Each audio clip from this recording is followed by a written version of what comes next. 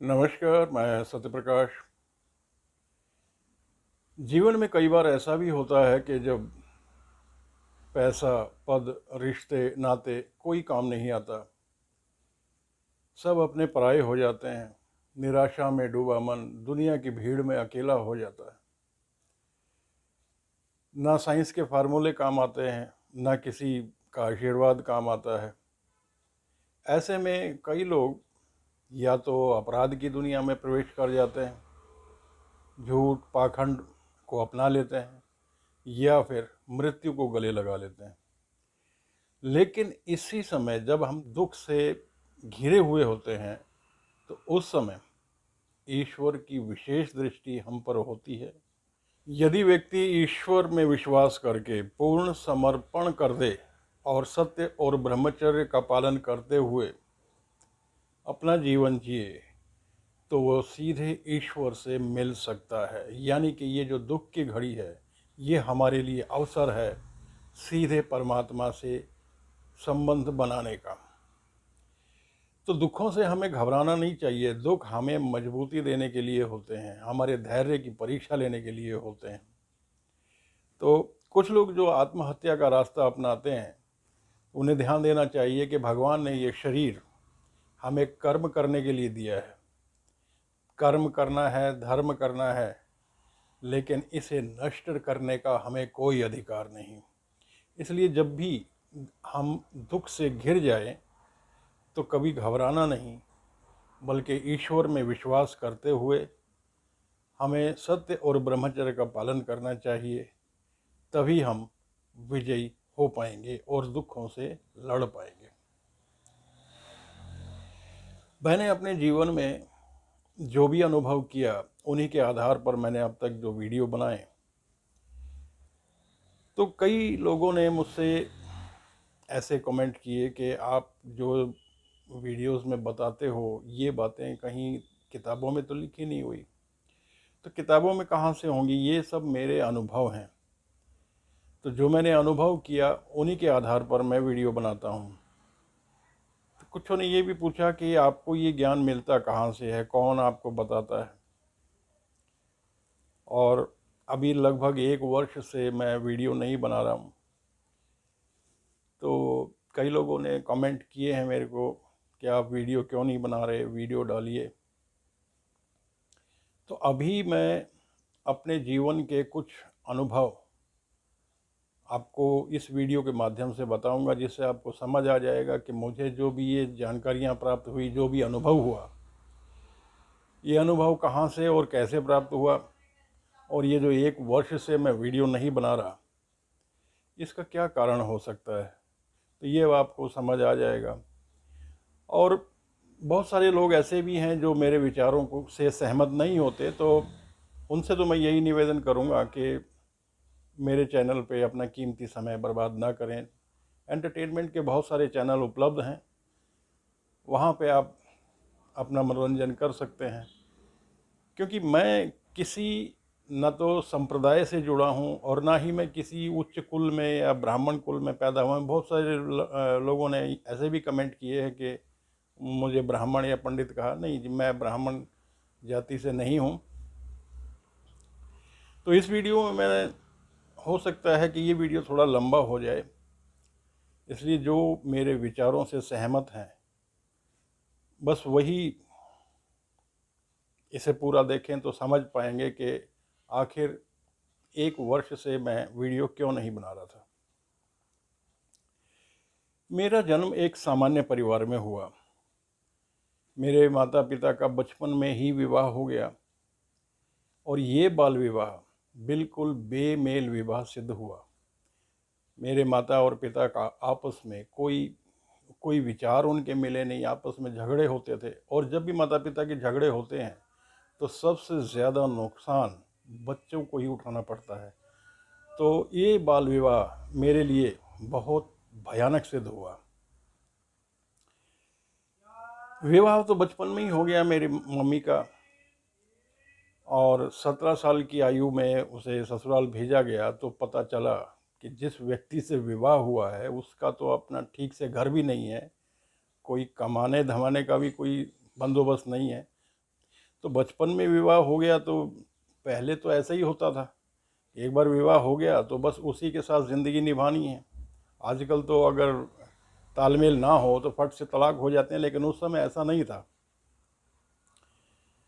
तो मेरे नाना जी ने मेरी मम्मी को वापस बुला लिया और अपने पास रखा और उनको बोल दिया कि जब तक तुम कमाने लायक नहीं होगे तब तक मेरी लड़की वहाँ नहीं जाएगी। तो मेरे नाना के कोई लड़का नहीं था, यानी कि उनको सिर्फ 3 लड़कियां ही थी। यानी मेरी जो माता है वो 3 बहनें हैं,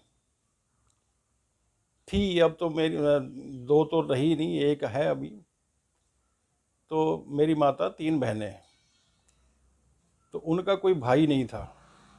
तो इसलिए मेरे नाना ने मुझे गोद ले लिया और मेरे नाना के यहाँ ही मेरा पालन पोषण हुआ और मेरे पिता के पास संदेश भिजवा दिया कि लड़का हुआ है, आप देखने आ जाओ।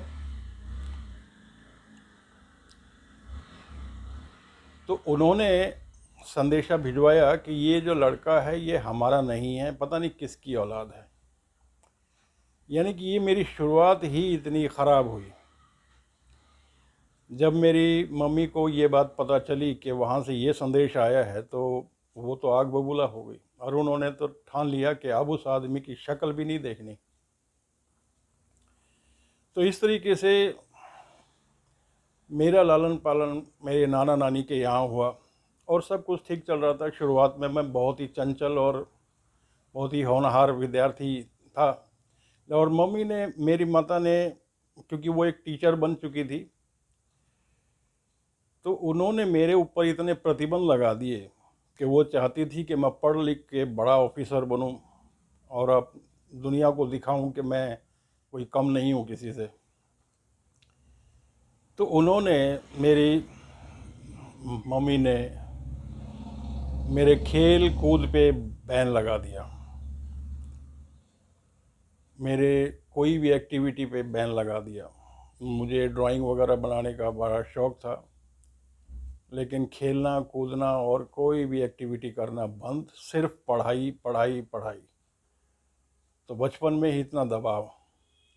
और जब मेरे पिता को ये पता चला कि मेरे नाना ने मेरे को अपना उत्तराधिकारी नियुक्त तो कर लिया है, वो भी घर जमाई बन के हमारे साथ ही रहने लगे। तो शुरुआत में तो सब ठीक था, लेकिन धीरे धीरे उन्हें अपना रंग दिखाना शुरू कर दिया। शराब पीना और शराब पी के तमाशे करना, मेरी मम्मी के साथ भी मारपीट करना और मेरे को भी नित्य रोजाना मेरी पिटाई करना, क्योंकि उसे मुझसे कोई लगाव नहीं था, उसे सिर्फ हमारी प्रॉपर्टी से लगाव था। तो ये मेरा बचपन गया। मेरे नाना नानी बूढ़े हो गए थे तो वो तो फिर ज़्यादा मेरा साथ नहीं दे पाए। तो एक तरफ पिता की मार, दूसरी तरफ मम्मी का ये बस जिद करना कि तुम बस पढ़ता रहे, खेलना कूदना बंद, कोई एक्टिविटी नहीं, कोई ड्राइंग वगैरह मैं बनाता था बंद, सब कुछ बंद। तो मेरे ऊपर बहुत भारी दबाव पड़ गया और मैं भयभीत रहने लगा। पहले इतना चंचल था, शरारती था, और मैं अब बिल्कुल ही कमज़ोर और डरपोक हो गया। तो उस समय मैं यही सोचता था कि चलो ठीक है, ना माँ ने मुझसे प्यार किया, ना पिता ने किया, ना किसी और ने किया। तो अड़ोसी पड़ोसी थे वो भी मेरे को पागल पागल कहने लगे, और जो स्कूल में लड़के थे वो भी मेरे को मारने लगे। जब पता चला कि इसके तो घर में ही रोज़ पिटाई होती है तो वो भी हाथ सेकने लगे। तो मैं सोचता था कि किसी ने मुझसे प्रेम तो किया नहीं, मुझे अपनाया नहीं, तो चलो भगवान तो एक ना एक दिन अपनाएंगे, क्योंकि वो तो सबके पिता हैं, सब उन्हीं की संतान है। तो अभी मैं बहुत छोटा था, इतनी सारी बातें मैं नहीं समझ सकता था, लेकिन ये भ्रम भी मेरा ज़्यादा देर तक नहीं रहा। किसी ने मेरे को जाति सूचक शब्दों से चिढ़ाया और कहा कि जिस जाति में तुम पैदा हुए हो, इस जाति के लोगों की भक्ति तो भगवान स्वीकार ही नहीं करते, तुम्हें पसंद ही नहीं करते भगवान। अब ये बात जब मुझे पता चली तो मेरे ऊपर वज्रपात हो गया। क्योंकि यही एक उम्मीद थी कि कोई भी चाहे मुझे ना अपनाए लेकिन भगवान तो अपनाएंगे। लेकिन जब ये पता चला कि भगवान भी मुझे स्वीकार नहीं करेंगे तो मेरा मानसिक संतुलन गड़बड़ हो गया और 16 साल तक पागलपन की स्थिति में चला गया और इतना नीरस हो गया, इतना बेकार जिंदगी हो गई मेरी, सारा बचपन बर्बाद हो गया। माता पिता का अत्याचार निरंतर जारी रहा। पिता को तो मुझसे इतनी पता नहीं किस जन्म का बदला वो लेता था। रोज आना, उसको कोई ना कोई बहाना मिल जाता था और मुझे कुछ सिखाया ही नहीं गया, मुझे कुछ आता ही नहीं था। सब लोगों ने जान लिया कि ये तो बिल्कुल पागल है, इसको कुछ नहीं आता। अब घर वालों को भी ये लगने लगा कि ये लड़का अब पागल हो चुका है, ये कुछ नहीं कर सकता। तो मुझे मेरे ही घर में नौकर बना दिया गया, मेरे ही माता पिता ने। अब मज़े की बात यह है कि नाना जी ने अपनी सारी प्रॉपर्टी मेरे नाम कर दी, यानी कि वो घर अब मेरा था और मेरे माता पिता भी वहीं रहते थे और दोनों का अत्याचार मुझ पर होता था अलग अलग तरीके से। मेरे पिता को मुझसे इसलिए नफरत थी कि क्योंकि उसको लगता था कि मैं उसकी संतान नहीं, और मेरी मम्मी ये चाहती थी कि मैं पढ़ लिख के बड़ा आदमी बनूं तो खेलना कूदना बंद।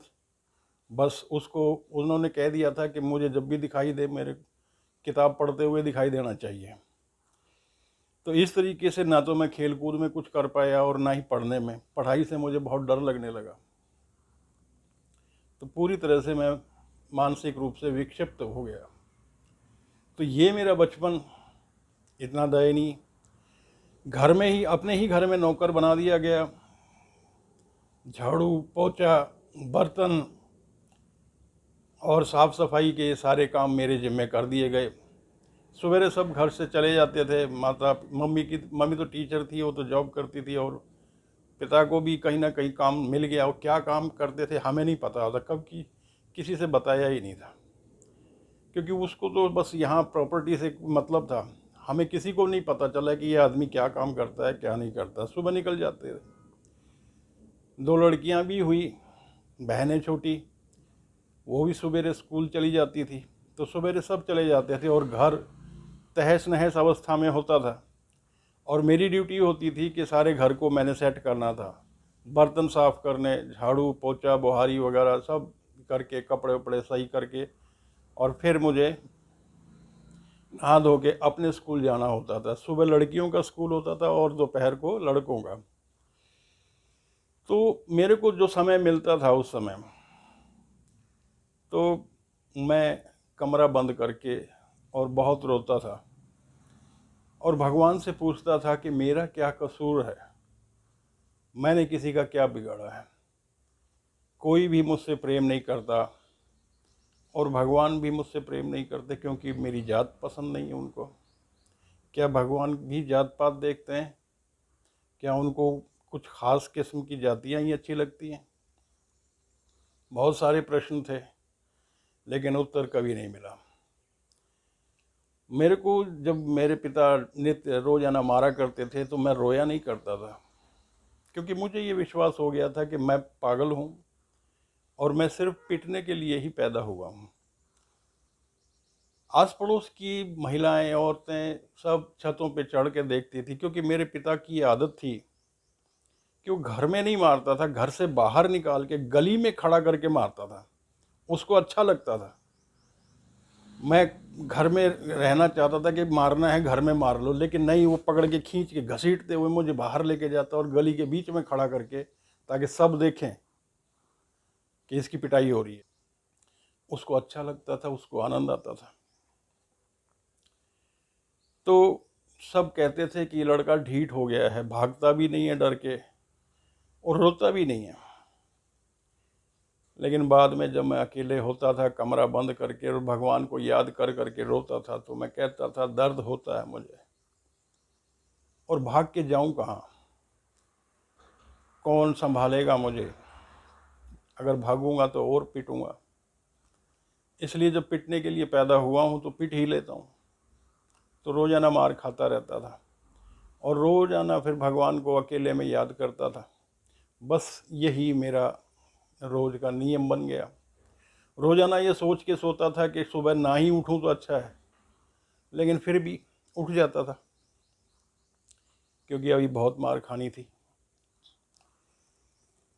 तो एक व्यक्ति हमारे घर में आता था और उसने देखा कि ये लड़का पूरी तरह से मानसिक रूप से बीमार हो चुका है और इस घर में ये कभी समझदार नहीं बन सकता, क्योंकि उसको समझ आ गया था कि इसका पिता ही इससे चिढ़ता है और इसको रोज़ाना पीटता है और आस पड़ोस के बच्चे और सब पागल कहने लगे, तो ये उभर नहीं पाएगा कभी भी। तो उसने एक सलाह दी कि इसको हॉस्टल में भेज दो, हॉस्टल में सब काम खुद करेगा तो सीखेगा कुछ। और मुझे हॉस्टल भेज दिया गया। चलो वहाँ जाके ये तो अच्छा रहा कि माँ बाप का जो ये कुशासन था, अत्याचार मुझ पे होता था, वो तो ख़त्म हुआ।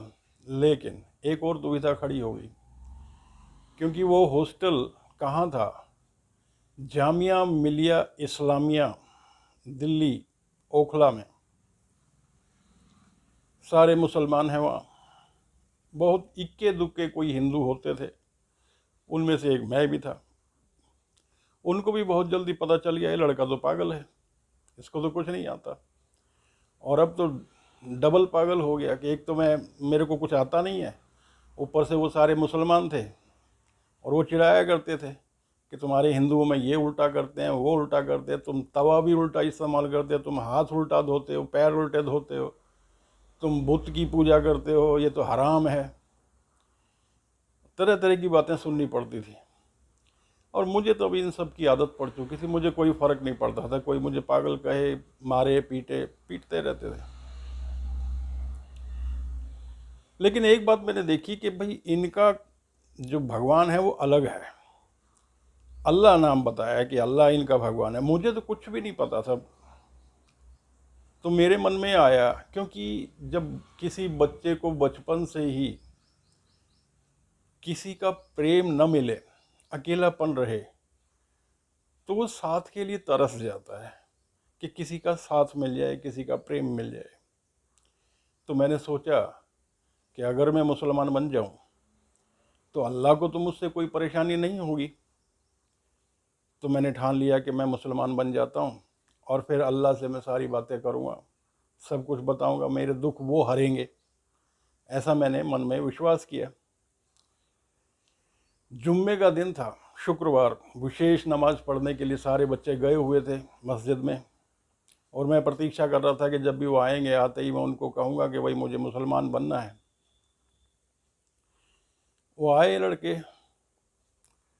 अब जुम्मे को नमाज के बाद मौलाना विशेष तकरीर करते हैं, यानी कि भाषण देते हैं, सिखाते हैं धर्म की शिक्षा, दीन की शिक्षा।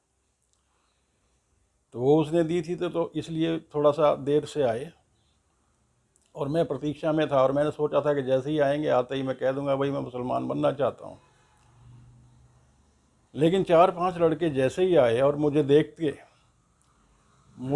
ही मुझ पे टूट पड़े और काफिर काफिर कह कह के मुझे जम के पीटा, नीचे गिरा के लात घूंसों से खूब पिटाई करी।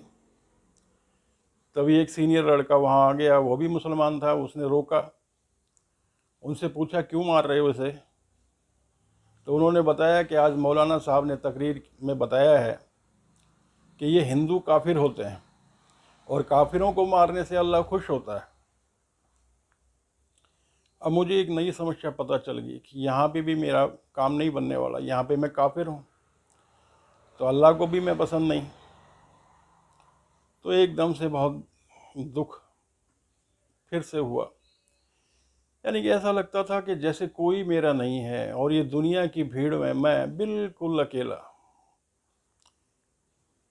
मानसिकता इतनी ख़राब हो चुकी थी कि मैं ऐसा मान बैठा था कि मैं पागल हूँ और मैं पिटने के लिए ही पैदा हुआ हूँ। अब इन बच्चों को ये पता चल गया कि हिंदू काफिर होते हैं, काफिरों को मारने से अल्लाह खुश होते हैं, तो वो तो बस कभी कभार जब भी उनका मौका मिलता था, वो 4-5 लड़के थे और वो जम के मेरी पिटाई करते थे और मैं कुछ नहीं कहता था। मुझे ये पता चल गया था कि मैं तो काफिर हूँ भाई। एक दिन एक चर्च के सामने से गुजरा तो पता चला कि ये और एक अलग धर्म है और इनके गॉड होते हैं, ना ईश्वर ना अल्लाह, इनका गॉड है। ऊपर एक प्रतिमा बनी हुई थी, क्रॉस पे एक व्यक्ति को सूली पे लटकाया हुआ है। पता चला कि ये जीसस है। तो मैंने देखा कि इसको तो सूली पे लटकाया हुआ है।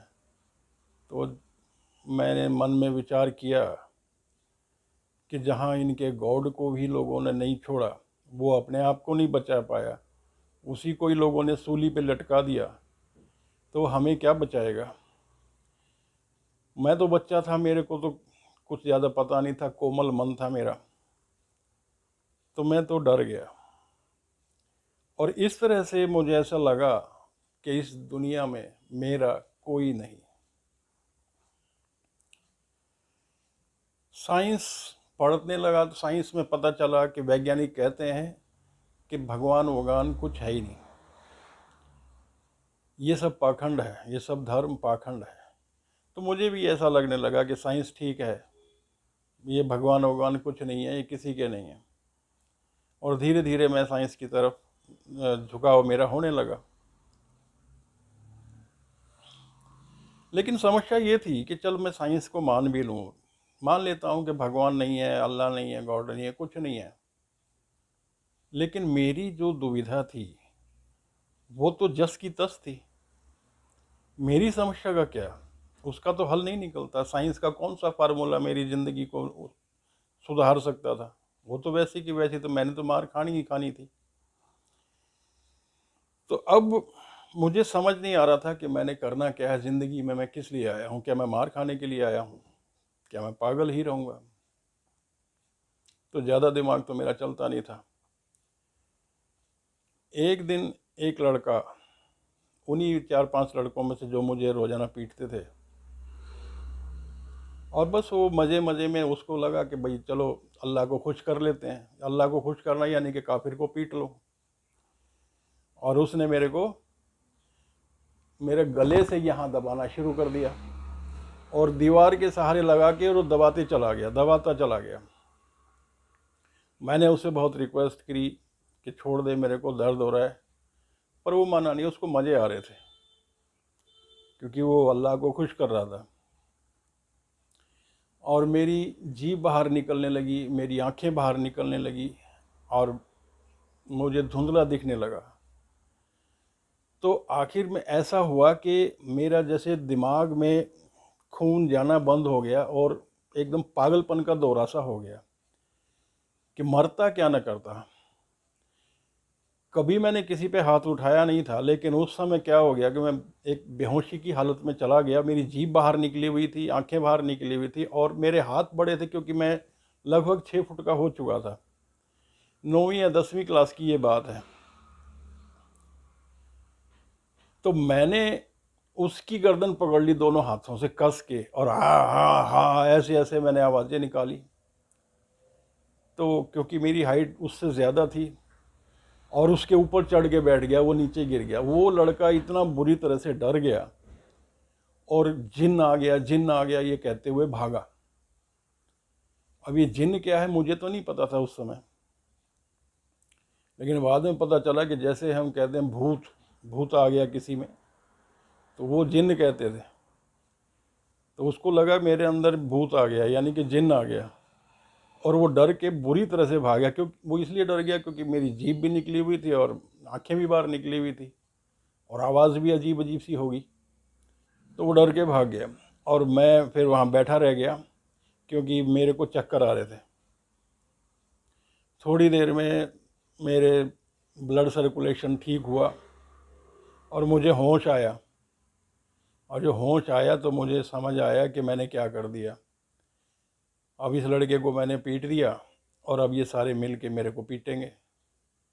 अब डर के मारे बैठा रहा अपने कमरे में, लेकिन कब तक बैठता, निकलना तो था ही बाहर। और दूसरे कमरे के अंदर से निकलते थे क्योंकि बनाया ही कुछ इस तरीके से हुआ था, और उन्हीं के कमरे के अंदर से निकलना होता था, वही 4-5 लड़के। अब मुझे लग रहा था कि अब मैं यहाँ से निकलूँगा, निकलना तो है ही किसी न किसी न काम से। और ये मुझे पीटेंगे। तो निकला, और जैसे ही मैं निकला वो 4-5 लड़के सारे के सारे डर के और एक स्टोर में घुस गए और जिन आ गया, जिन आ गया ऐसे कहते हुए। और मैं समझ गया फिर कि ये मुझसे डर गए, और ये मुझसे नहीं डरे बल्कि जिन्न से डर गए। तो मैं भी फिर थोड़ा सतर्क हो गया, ठीक है भाई, जिन्न हूँ मैं, तो डरो अब मुझसे। तो मैंने उस समय सीखा कि जब तक हम मार खाते रहेंगे ये मारते रहेंगे। अब हाथ उठाना पड़ेगा बचाव के लिए, नहीं तो ये मार डालेंगे। तो यहाँ से मेरे अंदर एक नया जोश आया कि मार नहीं खानी है।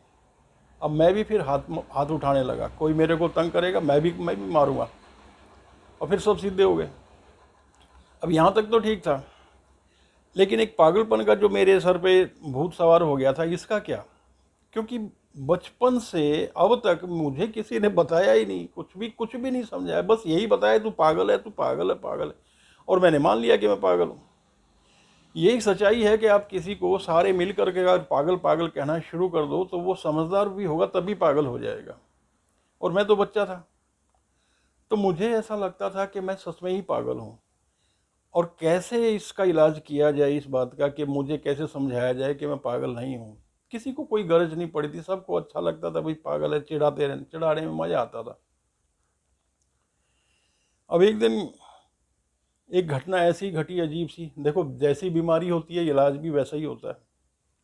भगवान जानते हैं किस बीमारी का इलाज कैसे होता है। अब इस तरह की जब किसी के दिमाग में ये बात आ गई कि मैं पागल हूँ, तो कौन डॉक्टर कैसे इलाज करेगा, अब ये तो मनोवैज्ञानिक ही बता सकते हैं। पर भगवान ने किस अजीब सी तरीके से मेरा इलाज किया।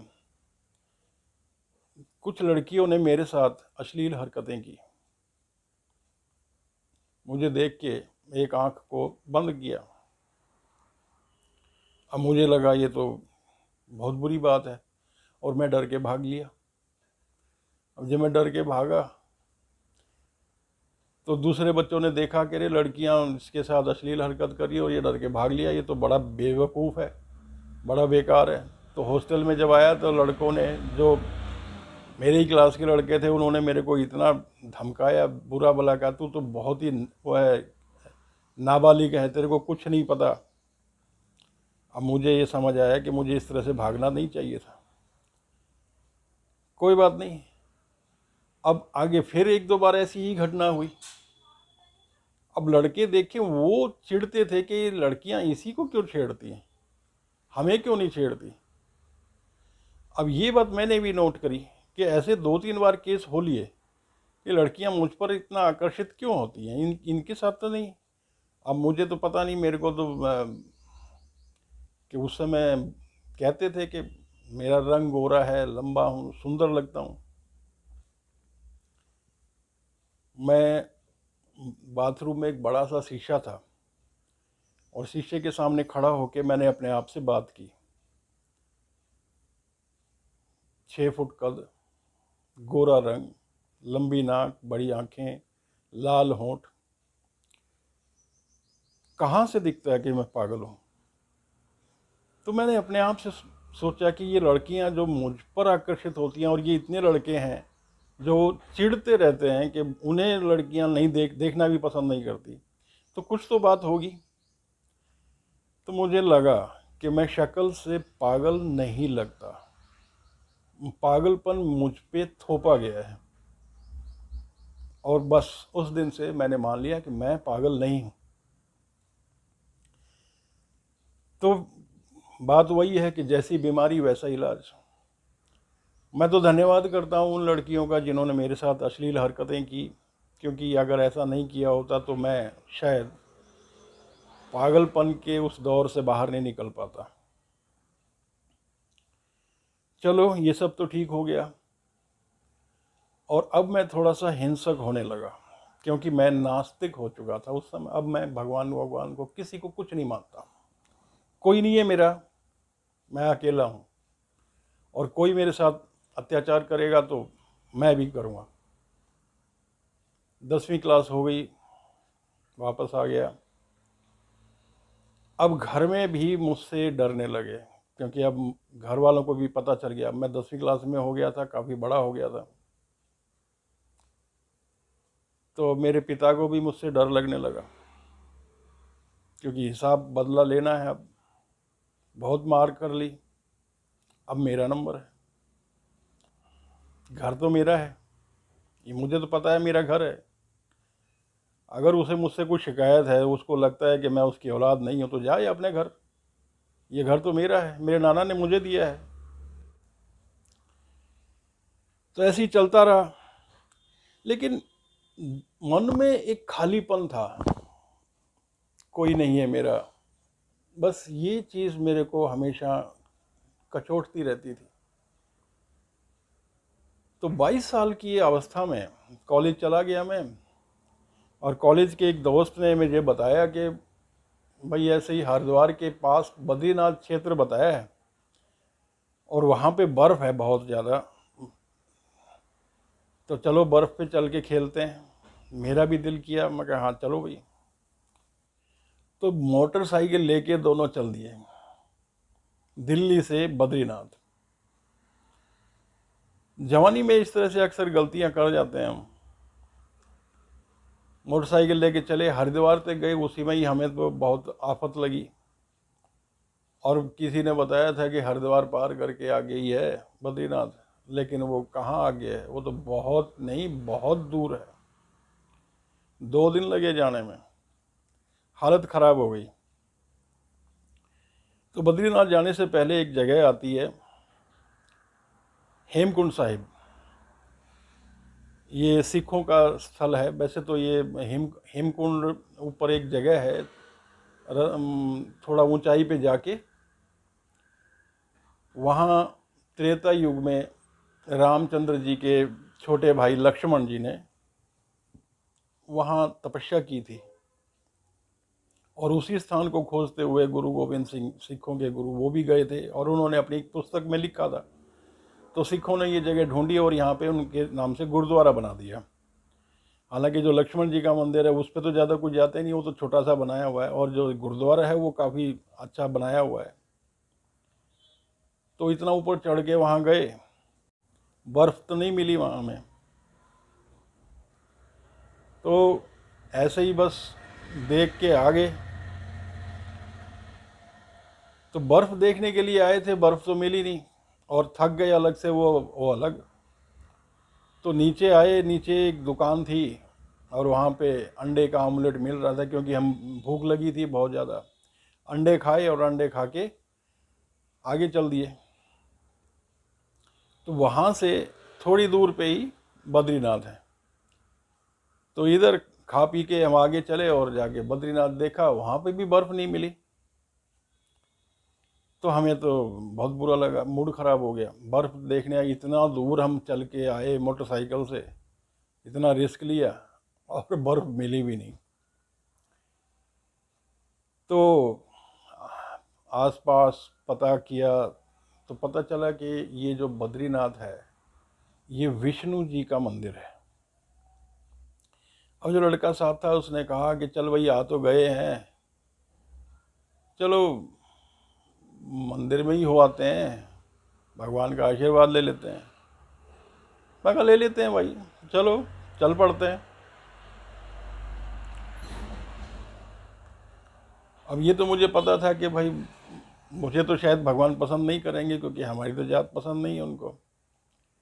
पर चलो, वो तो अपने आप को ऊंची जाति का कहता था, कश्यप महर्षि का वंशज अपने आप को बताता था वो। उस समय तो मुझे नहीं पता था कौन कश्यप महर्षि है, लेकिन चल ठीक है भाई, तो तेरे तो भगवान पुकार सुन लेंगे, मेरी तो शायद ना भी सुने। और मंदिर होके हम आ गए। अब बर्फ़ देखने आए थे, बर्फ़ तो हमें दिखी नहीं, लेकिन मैंने देखा कि बद्रीनाथ के पीछे एक ऊंची पहाड़ी है, और उसे आसपास के लोग बता रहे हैं कि ये नीलकंठ पर्वत है, और वो बिल्कुल सफ़ेद बर्फ़ से ढका हुआ था। मैंने अपने दोस्त से कहा भाई, वो मैं तो जा रहा हूँ नीलकंठ पर्वत पे, बर्फ़ देखने आए, बर्फ़ तो मैं देख के जाऊँगा। अब उसकी हालत ख़राब हो चुकी थी, क्योंकि जब वो हेमकुंड साहिब पे चढ़ाई की थी तभी उसको समझ आ गया था कि वो पहाड़ पे चढ़ने के योग्य नहीं है। उसने तो मना कर दिया और मैंने कहा मैं तो जा रहा हूँ भाई। वो कहता जा। तो लगभग 3 बजे हुए थे और 3 बजे पहाड़ पे मैंने चढ़ना शुरू किया। अब वहाँ पे कोई पक्का रास्ता तो होता नहीं है, पगडंडी वगैरह होती है, क्योंकि रेगुलर अगर कोई ऊपर स्थान हो तो पक्का रास्ता भी बना दें। ऐसे ही मैं बस चढ़ता चला गया लड़कपन में। ऊपर जितना नज़दीक दिख रहा था वो पहाड़ों में ऐसा ही होता है, दिखता ऐसा है कि बहुत नज़दीक है, लेकिन जब जाते हैं तो पता चलता है कई किलोमीटर लंबा सफ़र था। कितनी रास्ते में गड्ढे, खाइयाँ, पत्थर और झरने आए, और आखिरकार चलते चलते लगभग 3 घंटे के बाद 6 बजे के करीब मैं उस पहाड़ के नीचे पहुंच गया। और फिर वहाँ पे एक नदी गुजर रही थी, वो बर्फ़ जो पिघल करके जो पानी आता है, बिल्कुल साफ़ सुथरा पानी। अब मैंने सोचा उसको तो मैं पार नहीं कर सकता, क्योंकि फिर तो पैर गीले हो जाएंगे और मुझे ठंड लगेगी। तो बस वहीं से मैंने देखा और मैं थक के मेरा बुरा हाल हो गया था, चला नहीं जा रहा था। तो 6 बज चुके थे और इस बात से मैं बिल्कुल भी परिचित नहीं था कि पहाड़ों पे सूर्यास्त यानी कि अंधेरा बहुत जल्दी हो जाता है। और मैं पहाड़ के ऊपर चोटी पे चढ़ता जा रहा था।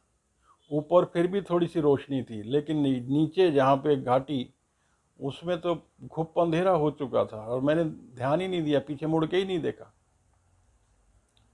और जैसे ही मैंने पीछे मुड़ के देखा, मेरे होश उड़ गए। बिल्कुल घुप अंधेरा, कुछ नहीं दिखाई दे रहा था। अब मैं डर गया बुरी तरह से और वहाँ से बहुत तेज़ी से भागा, लेकिन अंधेरा इतना घिर चुका था कि मुझे कुछ दिखाई नहीं दे रहा था। झाड़ियाँ थी, कटीली झाड़ियाँ। वो शायद बद्री, जो नाम रखा गया है बद्रीनाथ, तो वो बद्री बेर को कहते हैं। बेर की छोटी छोटी झाड़ियाँ होती हैं, कटीली झाड़ियाँ। तो कटीली झाड़ियाँ थी और पत्थर ही पत्थर। अब पहले तो पगडंडी मेरे को दिख रही थी, लेकिन अब अंधेरा हो चुका था और अंधेरे में कुछ नहीं दिखाई दिया। और भागते भागते मैं ऐसे स्थान पे आ गया कि अब मुझे ना आगे कुछ दिखाई दे रहा, ना पीछे, ना दाएं ना बाएं। मुझे यही समझ में नहीं आ रहा था कि मैंने जाना कहाँ है। और अब मैं बुरी तरह से फंस गया था, क्योंकि मैंने देखा था कि कितने बीच में खाइयाँ आई थी, झरने आए थे। अगर ऊपर से मैं गिर गया तो ख़त्म। तो मैंने सोचा कि मेरे से कुछ ना कुछ तो गलती हुई है। तो फिर याद किया कि मैंने वहाँ हेमकुंड साहिब से नीचे उतर के, गोविंद घाट शायद उसकी जगह का नाम है, वहाँ पे दुकान पे हमने अंडे का ऑमलेट खाया था। और उसके बाद आगे जाके बद्रीनाथ के मंदिर में चले गए, और ये विष्णु जी का मंदिर है। और वैष्णव मत के अनुसार अंडा मांस खा के मंदिर में प्रवेश नहीं करना चाहिए, और मैं तो कर गया। और शायद इसी बात की मुझे सज़ा मिल रही है। तो ये सोच के मैं बहुत डर गया। तो मैंने हाथ जोड़कर भगवान से निवेदन किया कि भगवान, मुझसे गलती हो गई, मैं अंडा खा के मंदिर में चला गया और अब मैं आइंदा कभी भी अंडा खा के मंदिर में नहीं जाऊंगा। तो मैंने ऐसा मन में संकल्प लिया और बोला भी। फिर मैंने सोचा कि मैंने गलती मान ली है, तो थोड़ा सा आगे चला और धड़ाम से खाई के अंदर गिरा, लुढ़कते हुए नीचे गया और कटीली झाड़ियों को पकड़ते हुए अपने आप को रोका और बाहर निकला किसी तरीके से। अब मैं बुरी तरह से डर गया था कि अब यहाँ मेरा बचना मुश्किल है। फिर मैंने सोचा कि अब बड़ी प्रतिज्ञा करनी पड़ेगी। फिर मैंने प्रतिज्ञा की कि हे भगवान, मैं अंडा भी नहीं खाऊंगा और मांस भी नहीं खाऊंगा, और ये खाए बिना ही मंदिर में जाऊंगा, कभी भी ऐसी गलती नहीं करूंगा। उसका कारण ये था कि मैं बहुत दुबला पतला था। घर में मेरे इतना टेंशन भरा माहौल था एक अकेलापन, खालीपन था। तो मैं कुछ भी खाता मेरे शरीर को लगता नहीं था, मैं बिल्कुल दुबला पतला था। 10वीं क्लास तक तो मेरा 42 किलो वजन रहता था, जबकि कद 6 फुट हो गया था। अब बस 50 से 52 इतना तक वज़न बढ़ा, और उससे आगे कभी नहीं। फिर भी घटता रहता था, कभी बढ़ता रहता था, इससे ऊपर कभी गया ही नहीं। और साइंटिस्ट कहते हैं कि अंडे में, मीट में इतना प्रोटीन है, इससे बड़ी सेहत बनती है। हमारे घर में तो खूब मांस का अंडा खाते थे, मैं भी खाता था, पर मुझे तो कुछ लगता ही नहीं था। तो ये चिंता रहती थी कि अगर मैंने हमेशा के लिए मांस और अंडा छोड़ दिया तो फिर मैं मोटा तो कभी होऊंगा नहीं। तो बस यही प्रतिज्ञा मैं कर रहा था कि मैं मंदिर में जाने से पहले ऐसी कोई चीज़ नहीं खाऊंगा, शुद्धता का ध्यान रखूंगा। लेकिन ये भी कोई प्रतिज्ञा स्वीकार नहीं की, और मैं फिर से एक और खाई में गिरा, और अब की बार और अच्छी तरीके से गिरा। फिर झाड़ी को पकड़ते हुए मैं बाहर निकला। अंधेरा इतना था कि मुझे सीधा खड़ा होने के बाद ज़मीन नहीं दिखाई दे रही थी। तो पगडंडी कहाँ है मुझे कुछ नहीं दिखाई दिया। अब वहाँ से मैंने देख लिया कि भाई अब बचना तो मुश्किल है। तो तीसरी बार मैंने क्या किया कि मैंने फिर एक बड़ी प्रतिज्ञा की कि मैं मांस तो अब हमेशा के लिए छोड़ दूंगा। अंडा तो खा लूँगा कभी कभार, और अंडा तो कहते हैं कि अभी शाकाहारी हो गया। यानी कि मन में एक शुद्धता पूरी आ नहीं रही थी। मैं किसी तरीके से मांस और अंडे को छोड़ना नहीं चाह रहा था। कारण वही था कि मैं मोटा होना चाहता था, और कभी ज़िंदगी में, मतलब 22 साल का हो चुका था और वज़न बहुत दुबला पतला था। 6 फुट के हाइट पे कम से कम 60-65 किलो वज़न तो होना चाहिए, और मेरा तो 50 भी नहीं हो पाता था। तो बहुत दुबला पतला लगता था। तो इस चक्कर में मैं हमेशा के लिए मांस अंडा छोड़ने में डर रहा था। तो तीसरी बार जब इस तरह की प्रतिज्ञा की, और फिर मैं एक ऐसी खाई में गिरा कि लुढ़कते हुए नीचे गया, और मेरी रीढ़ की हड्डी के सबसे नीचे जो चोंच सी होती है, वो हड्डी एक पत्थर पे जाके टकराई, और वो टूट गई हड्डी। और इतना भयानक दर्द हुआ कि बस उस समय तो बस ये लगा कि अब तो मैं ख़त्म हो गया। फिर मैं पकड़ते हुए झाड़ियाँ बाहर निकला, और अब मुझे समझ आ गया था कि अब मेरा बचना मुश्किल है। अब पता नहीं 1 घंटा ज़िंदा रहूँगा या 2 घंटा या 10 मिनट, कुछ नहीं पता। क्योंकि या तो मैं यहाँ ठंड से मारा जाऊँगा, रास्ता तो मुझे मिलेगा नहीं, ऐसे ही कहीं ना कहीं गिर पड़ जाऊँगा, कहीं झरने में गिर के मरूँगा, या ठंड से मरूँगा, या फिर इनसे अगर मैं बच गया तो जहरीले जो जीव जंतु हैं, बिच्छू, सांप वगैरह यहाँ घूमते रहते हैं, तो वो तो मुझे छोड़ेंगे नहीं। तो इसलिए मौत तो अब तय है। बाद में याद आया कि वो 28 सितंबर का दिन था, और ये मेरा जन्मदिन था। 28 सितंबर 1966 में मेरा जन्म हुआ था, और ये मेरा मरण दिन तय हो गया। तो ये मुझे लग रहा था अब मैं बचूंगा नहीं, ज़्यादा देर नहीं बचूंगा। तो मैंने सोचा अब चलो ज़िंदगी तो ख़त्म हो रही है, चलो मरने से पहले मैं एक प्रतिज्ञा कर लेता हूँ, और अच्छी खासी प्रतिज्ञा कर लेता हूँ। तो अब मैंने सब कुछ छोड़ दिया। अब ठान लिया, क्योंकि ज़िंदगी बचनी ही नहीं है, तो फिर लालच करके क्या फ़ायदा। और मैंने उस समय पूरी तरह से मन से प्रतिज्ञा की। इससे पहले 3 बार प्रतिज्ञा की, 3 बार मैंने ज़ोर से आवाज़ लगाई ताकि भगवान को सुन जाए।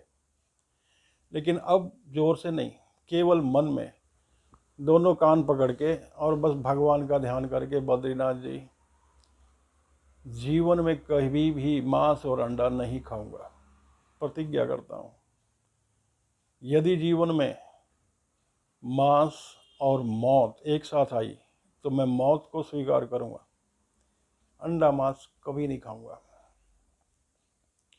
और ये मन में संकल्प लेके, और मैं थोड़ी देर तक मौन खड़ा रहा, और फिर इंतज़ार करने लगा कि अब मौत तो होनी ही है। लेकिन अचानक जब मैंने नीचे देखा तो मैं हैरान रह गया। कि मैं रास्ते पे खड़ा था, पगडंडी के ऊपर ही खड़ा था। अब ये पगडंडी आई कहाँ से, ये मेरी समझ से बाहर, क्योंकि मैं इतनी देर से नीचे झुक झुक के पगडंडी ही ढूंढ रहा था और पगडंडी मुझे नहीं मिल रही थी।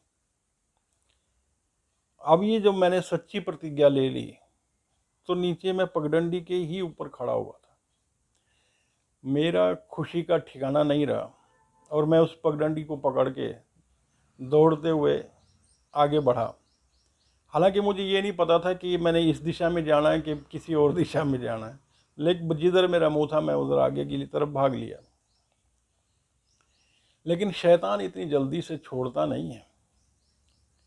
मेरे मन में फिर से एक विचार आया कि सतप्रकाश, तू इतना डर गया था और डर के मारे तूने नीचे ठीक से देखा ही नहीं, तू रास्ते पे ही खड़ा था। अगर पहले ठीक से देख लेता तो ये इतनी बड़ी प्रतिज्ञा करने की ज़रूरत नहीं पड़ती।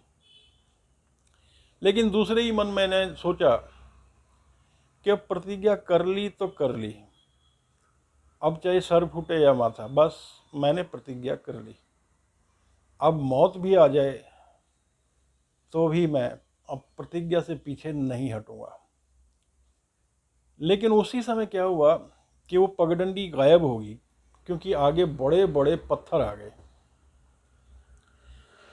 अब पत्थरों पे तो पगडंडी दिखाई नहीं देगी। अब मैं समझ गया कि भगवान जो है वो मन के अंदर क्या चल रहा है वो भी जान जाते हैं। यानी कि मेरे मन में थोड़ी देर के लिए खोट आया और ये रास्ता ख़त्म हो गया।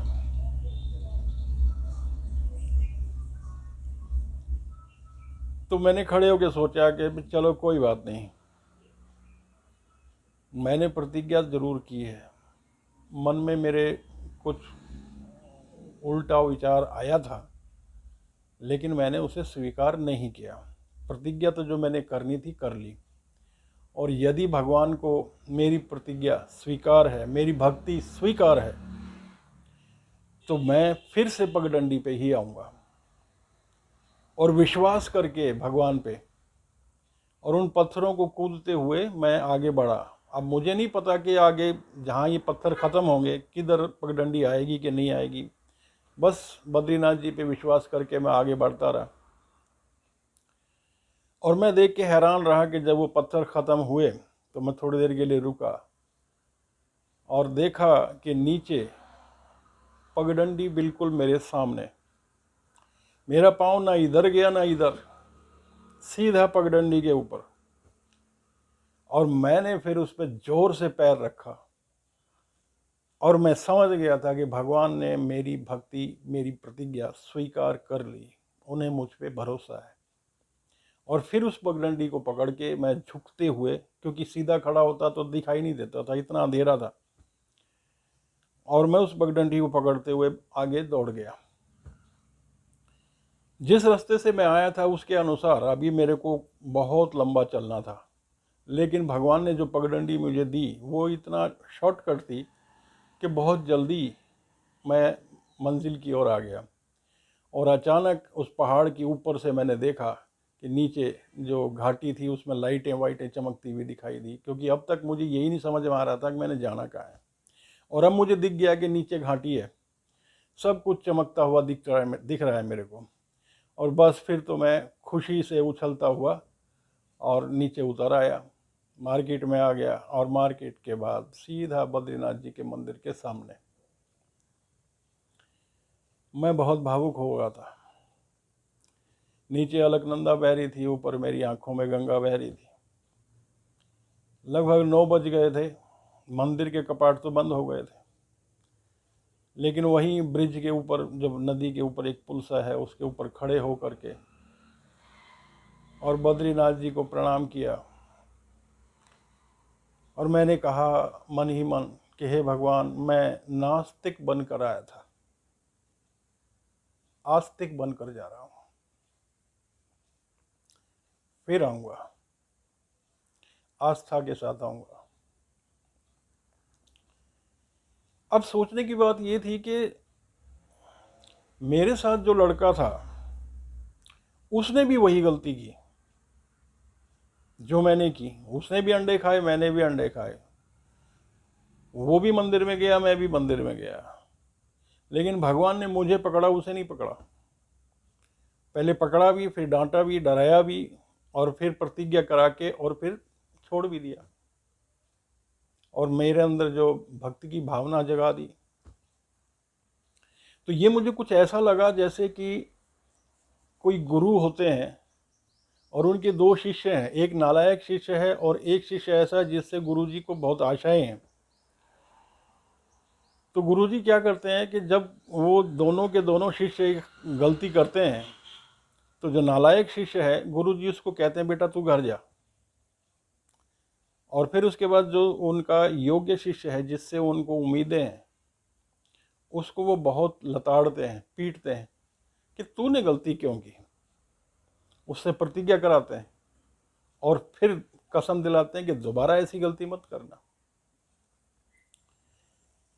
एक झटके में मेरे कई सवालों के जवाब जो मैं इतने सालों से ढूंढ रहा था मिल गए। सबसे पहला, वैज्ञानिक कहते हैं जी भगवान तो है ही नहीं, भगवान तो है ही नहीं। भगवान है, 100% है, और इतने प्रबल हैं कि उनसे ऊपर और कोई है ही नहीं।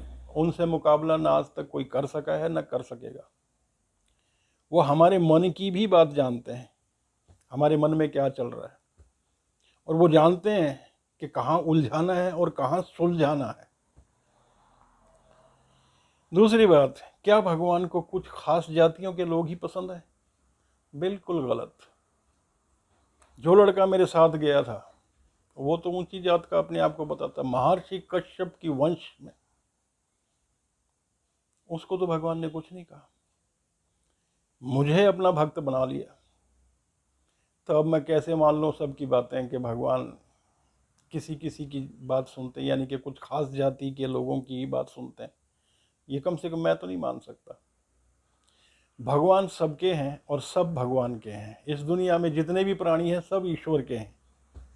जो भी सच्चे मन से ईश्वर को पुकारेगा, भगवान उस पर कृपा अवश्य करेंगे। खैर, मैं वापस आ गया। लड़के को मैंने, दोस्त को कुछ नहीं बताया, मैंने बताया वही इधर मार्केट में घूम रहा था। घर आ गया, घर आके भी मैंने बता दिया कि अब मैं शाकाहारी हो गया हूँ और अब मैं मांस अंडा नहीं खाऊंगा। अब घर में कलह हो गया बिना बात का कि ये कहाँ से पंडित बन के आ गया, अब इसके लिए अलग से खाना बनाओ। मैंने कह दिया नहीं बनाना, मत बनाओ, मैं अपने आप बना लूँगा। अब मेरे लिए अलग से खाना बनने लगा। जब भी घर में मांस बनता तो मेरे लिए अलग से खाना बनता। अब दिक्कत ये थी कि जीवन में कभी किसी का प्यार नहीं मिला, और इतना खालीपन। इतने सालों से मैं भगवान को याद कर कर के रोता था, कोसता था, उनसे सवाल करता था, और आज मिला भी तो भगवान बद्रीनाथ जी का।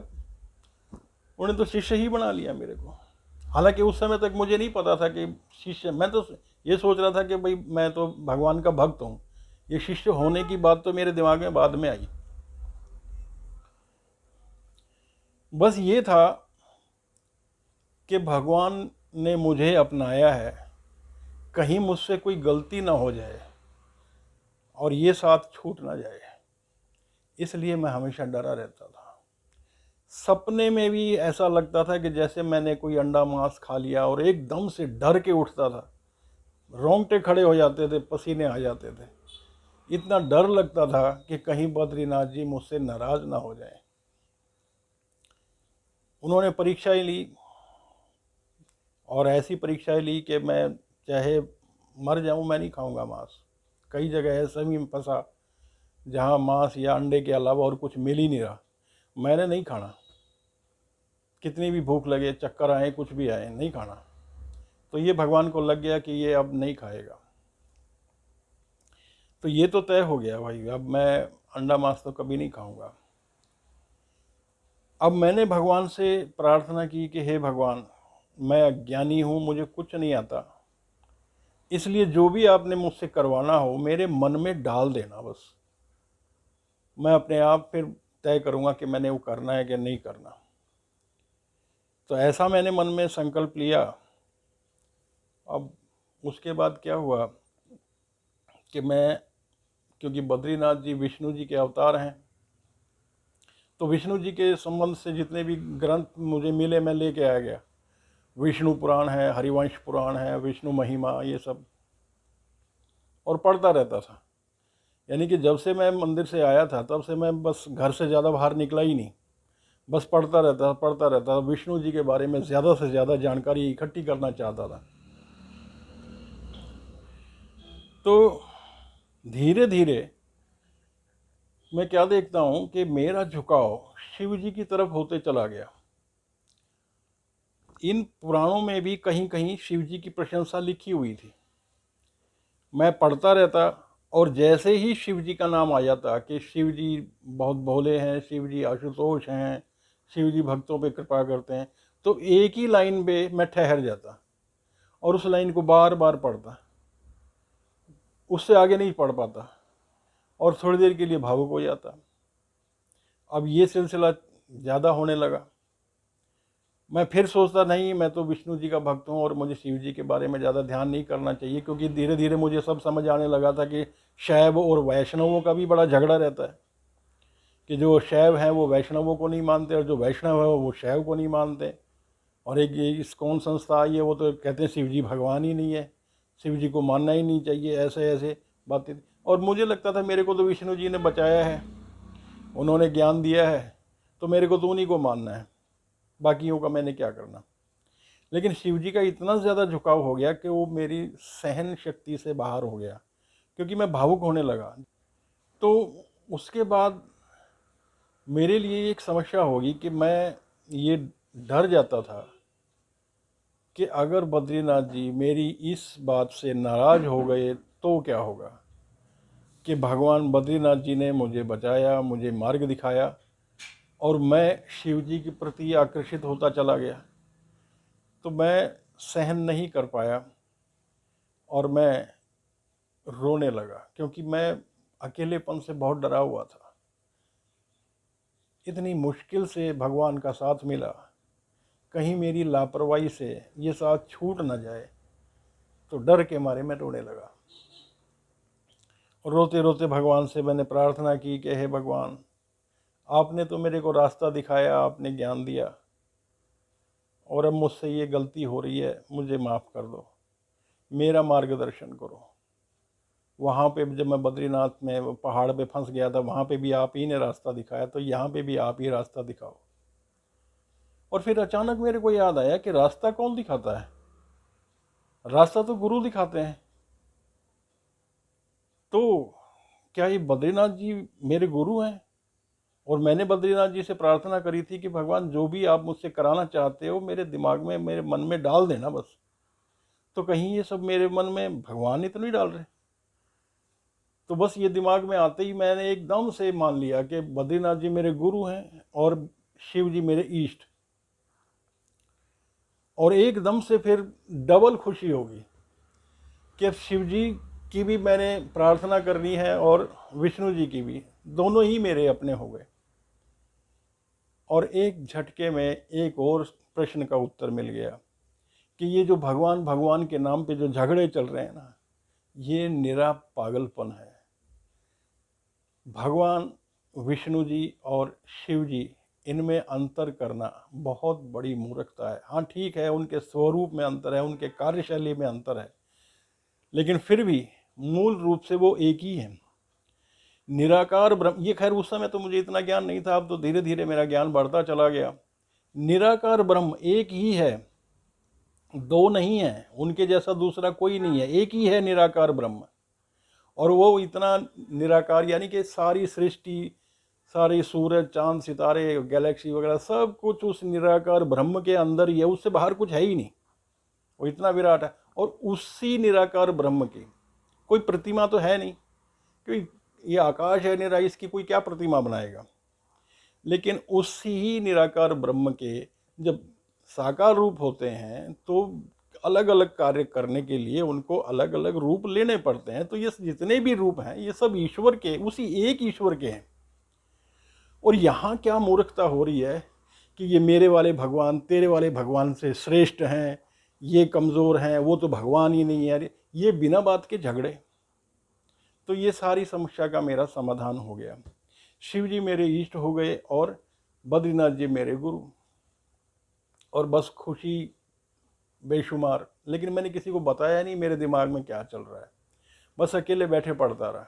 और अब मैं शिव जी के संबंध के ग्रंथ भी ले आया, शिव पुराण, शिव महिमा वगैरह वगैरह, और वो पढ़ता रहा। और लगभग 2 महीने हो गए। 2 महीने से मैंने बाहर निकल के नहीं देखा, बस इन्हीं किताबों में ही घुसा रहा, ज़्यादा से ज़्यादा जानकारी इकट्ठी करने के लिए। और मैं धीरे धीरे महसूस करने लगा कि मेरे जो कपड़े हैं मुझे फिट नहीं आ रहे, टाइट हो रहे हैं। अब क्यों हो रहे हैं मैंने ज़्यादा ध्यान नहीं दिया, तो पहनने के लिए कपड़े नहीं बचे। मुश्किल से एक पजामा कुर्ता मैंने पहना और मैंने सोचा भाई अब ये कपड़े कैसे ठीक कराऊं, तो बाहर निकलना पड़ा। टेलर के पास जाना था कि भाई ये कपड़े फिट कर दे मेरे। अब मज़े की बात ये थी कि मैं 2 महीने से घर में ही था। बाहर जब मैंने निकलना था तो 10-15 लड़कों का ग्रुप बैठा रहता था और वो हमेशा मेरे को छेड़ा करते थे। उनसे मेरे को थोड़ा डर सा लगता था, क्योंकि इतने सारे लड़के हैं और हमेशा मेरे ऊपर कटाक्ष करते हैं। अभी भी वो मेरे को ऐसे ही उटपटांग कुछ भी बोलते रहते हैं, क्योंकि मैं दुबला पतला ज़्यादा था ना, तो चिढ़ाते थे। लेकिन अब मैं जब निकला तो मेरे को देख के सारे डर गए, और डर के मारे नीचे गर्दन करके, ऊपर उन्होंने गर्दन ही नहीं की, और एक दूसरे की तरफ खुसर पुसर करने लगे कि ये इसको क्या हो गया, ये इसको क्या हो गया। और मुझे नहीं समझ में आ रहा था कि क्यों डरे हुए। कपड़े लेके मैं टेलर के पास पहुंचा और टेलर देख के हैरान हो गया। मैंने कहा भाई मेरे कपड़े छोटे हो गए, इनको ठीक कर दे। वो कह रहा कपड़े तो मैं ठीक कर दूंगा, पहले ये बता तू कौन सी चक्की का आटा खा के आ गया। अभी 2 महीने पहले तो देखा था तेरे को दुबला पतला सुकड़ा सा था, एकदम से क्या हो गया। तो फिर मैंने ध्यान से देखा, अच्छा मेरा शरीर का वज़न बढ़ गया। वज़न किया तो सीधे 70 किलो, यानी कि 2 महीने में 20 किलो वज़न बढ़ गया। कोई एक्स्ट्रा डाइट नहीं, कुछ नहीं, सिर्फ खुशी, मन की खुशी कि भगवान मिल गए। तो इतनी खुशी हुई मुझे कि इतने सालों से मैंने पता नहीं कितने क्या क्या खाया और शरीर पे लगा नहीं, और अब मैं शाकाहारी हो गया, ईश्वर के प्रति समर्पण कर दिया, और अब मैं मोटा हो गया। तो क्योंकि भगवान ने मेरे को शुद्ध शाकाहारी होने के लिए कहा था, प्रतिज्ञा दी थी, संकेत किया था, तो मैंने दृढ़ता से लिया इस बात को। और किसी ऐसी चीज़ों को भी मैंने नहीं खाना था कि जिसमें संभावना हो कि इसमें कुछ ऐसी चीज़ें हों जो मांस है, अंडा है, या कुछ भी है। तो बाद में पता चला कि जो एलोपैथी है इसमें भी ऐसी ही कुछ चीज़ें होती हैं जो कि जानवरों से ली जाती हैं। तो बस मैंने दवाइयाँ भी खाना बंद, और कुछ घरेलू उपचार कर करके, तो फिर उसमें मेरे को आयुर्वेद का भी ज्ञान लेना पड़ा, फिर योग शास्त्र भी पढ़ा। तो मैं तो इन्हीं चक्रों में लगा रहा। तो इस तरीके से मेरा ईश्वर में पूरी तरह से मन लग गया, और भगवान ने अब मुझे सत्य और ब्रह्मचर्य पे स्थिर होने के लिए संकेत दिया। तो अब मुझे सत्य और ब्रह्मचर्य पे स्थिर होना था। तो धीरे धीरे ये फिल्में, ये चुटकुलेबाजी, ये गाने वगैरह, इन सब से मैं दूर होता गया, और बिल्कुल तटस्थ, बस भगवान के ध्यान में रहता था।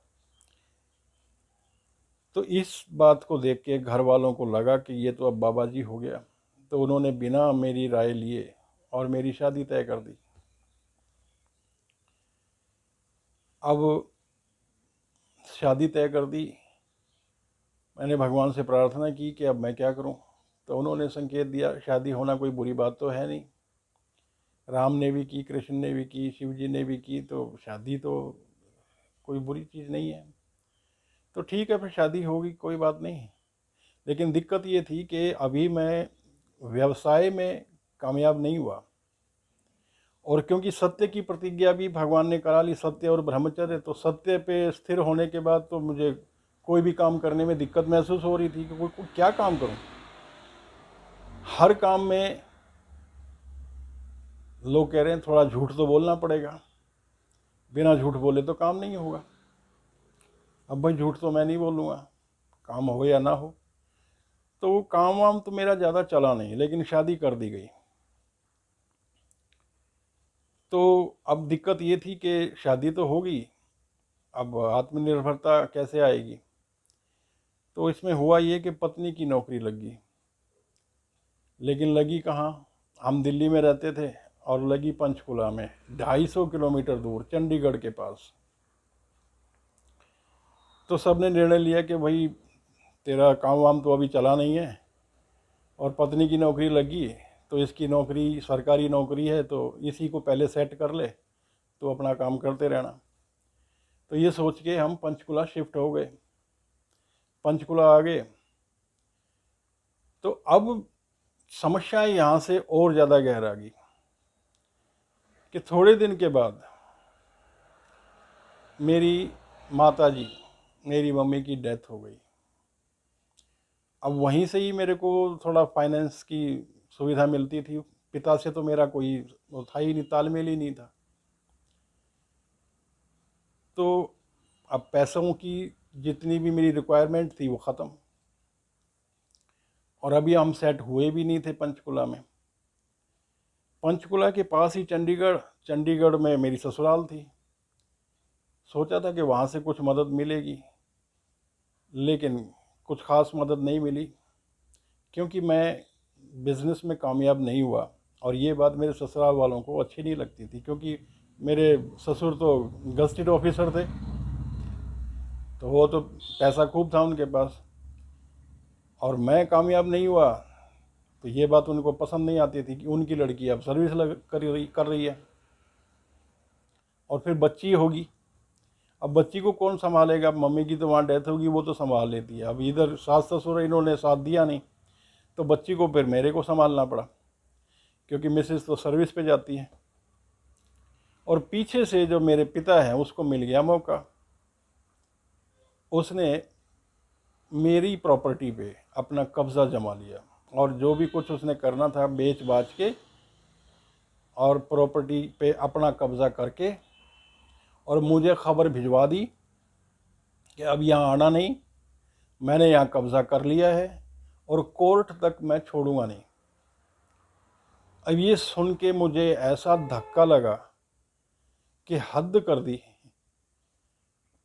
मेरी प्रॉपर्टी जो मेरे नाना ने मुझे दी थी, उस पर मेरे पिता ने ही कब्ज़ा कर लिया। ऐसा मैंने और कोई केस सुना नहीं। तो अब स्थिति ये होगी कि ना तो मेरा काम चला और ना ही मेरी जो प्रॉपर्टी थी वो भी मेरे पिता ने कब्ज़ा ली। तो इससे तो मेरे सास ससुर में से और ज़्यादा चिढ़ गए। उन्होंने तो यहाँ तक भी कह दिया था मेरी पत्नी को कि इसको छोड़ दे, दूसरी शादी हो जाएगी, क्योंकि ये कभी कामयाब नहीं होगा। तो उसने मना कर दिया कि नहीं, अब रहना तो इसी के साथ है। तो यहाँ से दिक्कत ये हुई कि मैं कामयाब नहीं हूँ, और वो तो फिर गज़टेड ऑफिसर हैं। और दूसरी बात, जो उनकी माँ है, मेरी सास, वो भक्ति में बहुत एडवांस, मूर्ति पूजा में उसका कोई मुकाबला नहीं। घर में कोई किसी को खाना मिले ना मिले, पर मूर्ति को खाना जरूर खिलाएगी। मूर्ति को खाना खिलाना है, श्रृंगार करना है, कपड़े पहनाने हैं, उनसे बातें करनी हैं, और कुछ कुछ कथाएं तरह तरह की सुनानी, पता नहीं क्या कुछ उसके चलत्तर चलते थे। और फिर एक टोकरी में ढेर सारी सामग्री रख के मंदिर भी जाती थी, वहाँ पे भी पूजा पाठ करके आती थी, 1 घंटा भर वहाँ पे भी लगा के आती थी, और फिर वहाँ से आके फिर घर में आके पूजा करती थी। तो इतनी ज़्यादा पुजारण थी वो। तो मेरी पत्नी भी उसी के माहौल में पैदा हुई, पली, तो उसको भी ऐसा ही लगता था कि मेरी माँ बहुत बड़ी भक्त है, और वो भी काफ़ी हद तक वैसी ही भक्ति करती थी। और दूसरी तरफ मैं इससे बिल्कुल उलट। मैं थोड़ा बहुत तो करता था, मैंने वो भी बंद कर दिया। मूर्ति पूजा में मेरा भरोसा नहीं रहा। अब मेरे सास ससुर थे, ब्राह्मणों की भी पूजा करते थे, और मैं तो ब्राह्मणों की बिल्कुल भी पूजा ना करूं, क्योंकि मेरे को तो जो बचपन में इतना अत्याचार जो मैंने सहा, कि जो मेरे को ये बताया गया कि तुम्हारी जाति भगवान को पसंद नहीं, और 16 साल तक मैं पागलपन की अवस्था में रहा, कौन जिम्मेदार है इस बात का? भगवान को तो कोई दिक्कत नहीं थी, उन्होंने तो मेरे को अपना शिष्य बना लिया और इतना सारा ज्ञान दे दिया, और इतना सारा पाखंड जो भर रखा। तो मैं नहीं मानता, ब्राह्मणों की पूजा मैं नहीं करता। तो मेरी पत्नी के लिए दिक्कत ये थी कि वो ये तय नहीं कर पा रही थी कि किसकी बात माने, और मेरे सास ससुर को ऐसी जिद होती थी कि वो ये चाहते थे कि हमारी लड़की हमारी ही बात माने। भाई ये तो अजीब समस्या है, क्यों शादी करी थी फिर? तो मेरी पत्नी को ऐसा लगता था क्योंकि मैं जीवन में कामयाब नहीं हुआ और मैं मूर्ति पूजा भी नहीं करता, तो उसको लगता था मेरे माँ बाप सही हैं तो उनकी बात ज़्यादा माननी चाहिए। और ये भी संयोग था कि उसके माता पिता हमेशा मेरी विचारों के अगेंस्ट ही रहते थे, और पत्नी को मानना होता है कि किसकी बात माने, तो वो उसी की बात मानती थी। तो इस बात से मैं बहुत गुस्सा होता था। अब मेरी दिक्कत ये थी कि मैं जाऊँ कहाँ? अब तो मेरा घर भी नहीं रहा, वो भी लूट लिया गया, कमाई मेरी कुछ चल नहीं रही है, और एक बच्ची होगी, बच्ची को छोड़ के जाने का दिल नहीं कर रहा, क्योंकि मुझे पता है कि फिर कौन संभालेगा बच्ची को। और ये माता पिता की जिम्मेदारी होती है, बच्चे पैदा किए हैं तो उनको जिम्मेदारी लेनी चाहिए, छोड़ के नहीं जा सकते। तो मैंने देखा कि जो हनुमान जी उस पर कुपित हो गए, और उन्होंने मुझे संकेत दिया कि अब खेल खत्म हो जाएगा, यानी कि मेरी पत्नी को अब वो छोड़ेंगे नहीं। अब यहाँ मैं एक बात और मैं आपको बता दूं कि अब ज़्यादा मेरे को उस समय ज्ञान नहीं था, तो शादी से भी पहले हनुमान जी का एक सपना आया कि मेहंदीपुर बालाजी का मंदिर मेरे को दिखाई दिया सपने में। लेकिन उस समय मैं तो बस शिव जी और विष्णु जी, बस इन दोनों के अलावा और कुछ जानता ही नहीं था, तो मैंने सपने को उस समय इग्नोर कर दिया था।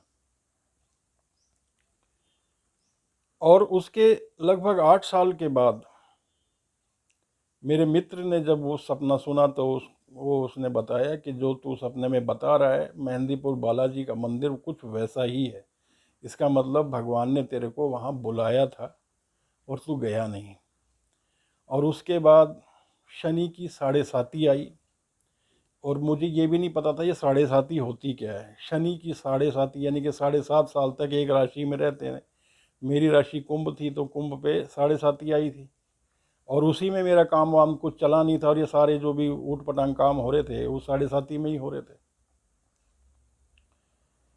तो उससे मैंने सोचा भाई ये ज्योतिष क्या है, इसको भी समझना चाहिए।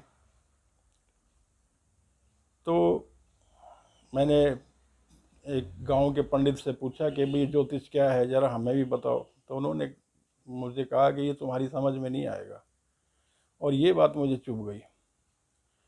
क्यों नहीं समझ आएगा? हमारे पास क्या दिमाग नहीं है? मैं लेके आया ढेर सारी किताबें पढ़ी, हालांकि समझ ज़्यादा कुछ नहीं आया शुरू में, लेकिन मैंने भी छोड़ा नहीं, लगा रहा, और आखिरकार ज्योतिष को समझ के ही छोड़ा। तो बाद में मैं गया, जैसा मेरे दोस्त ने बताया था वो मंदिर में, तो जैसा मेरे को सपने में आया था वैसा ही था, और उस समय से हनुमान जी की कृपा मुझ पे हुई।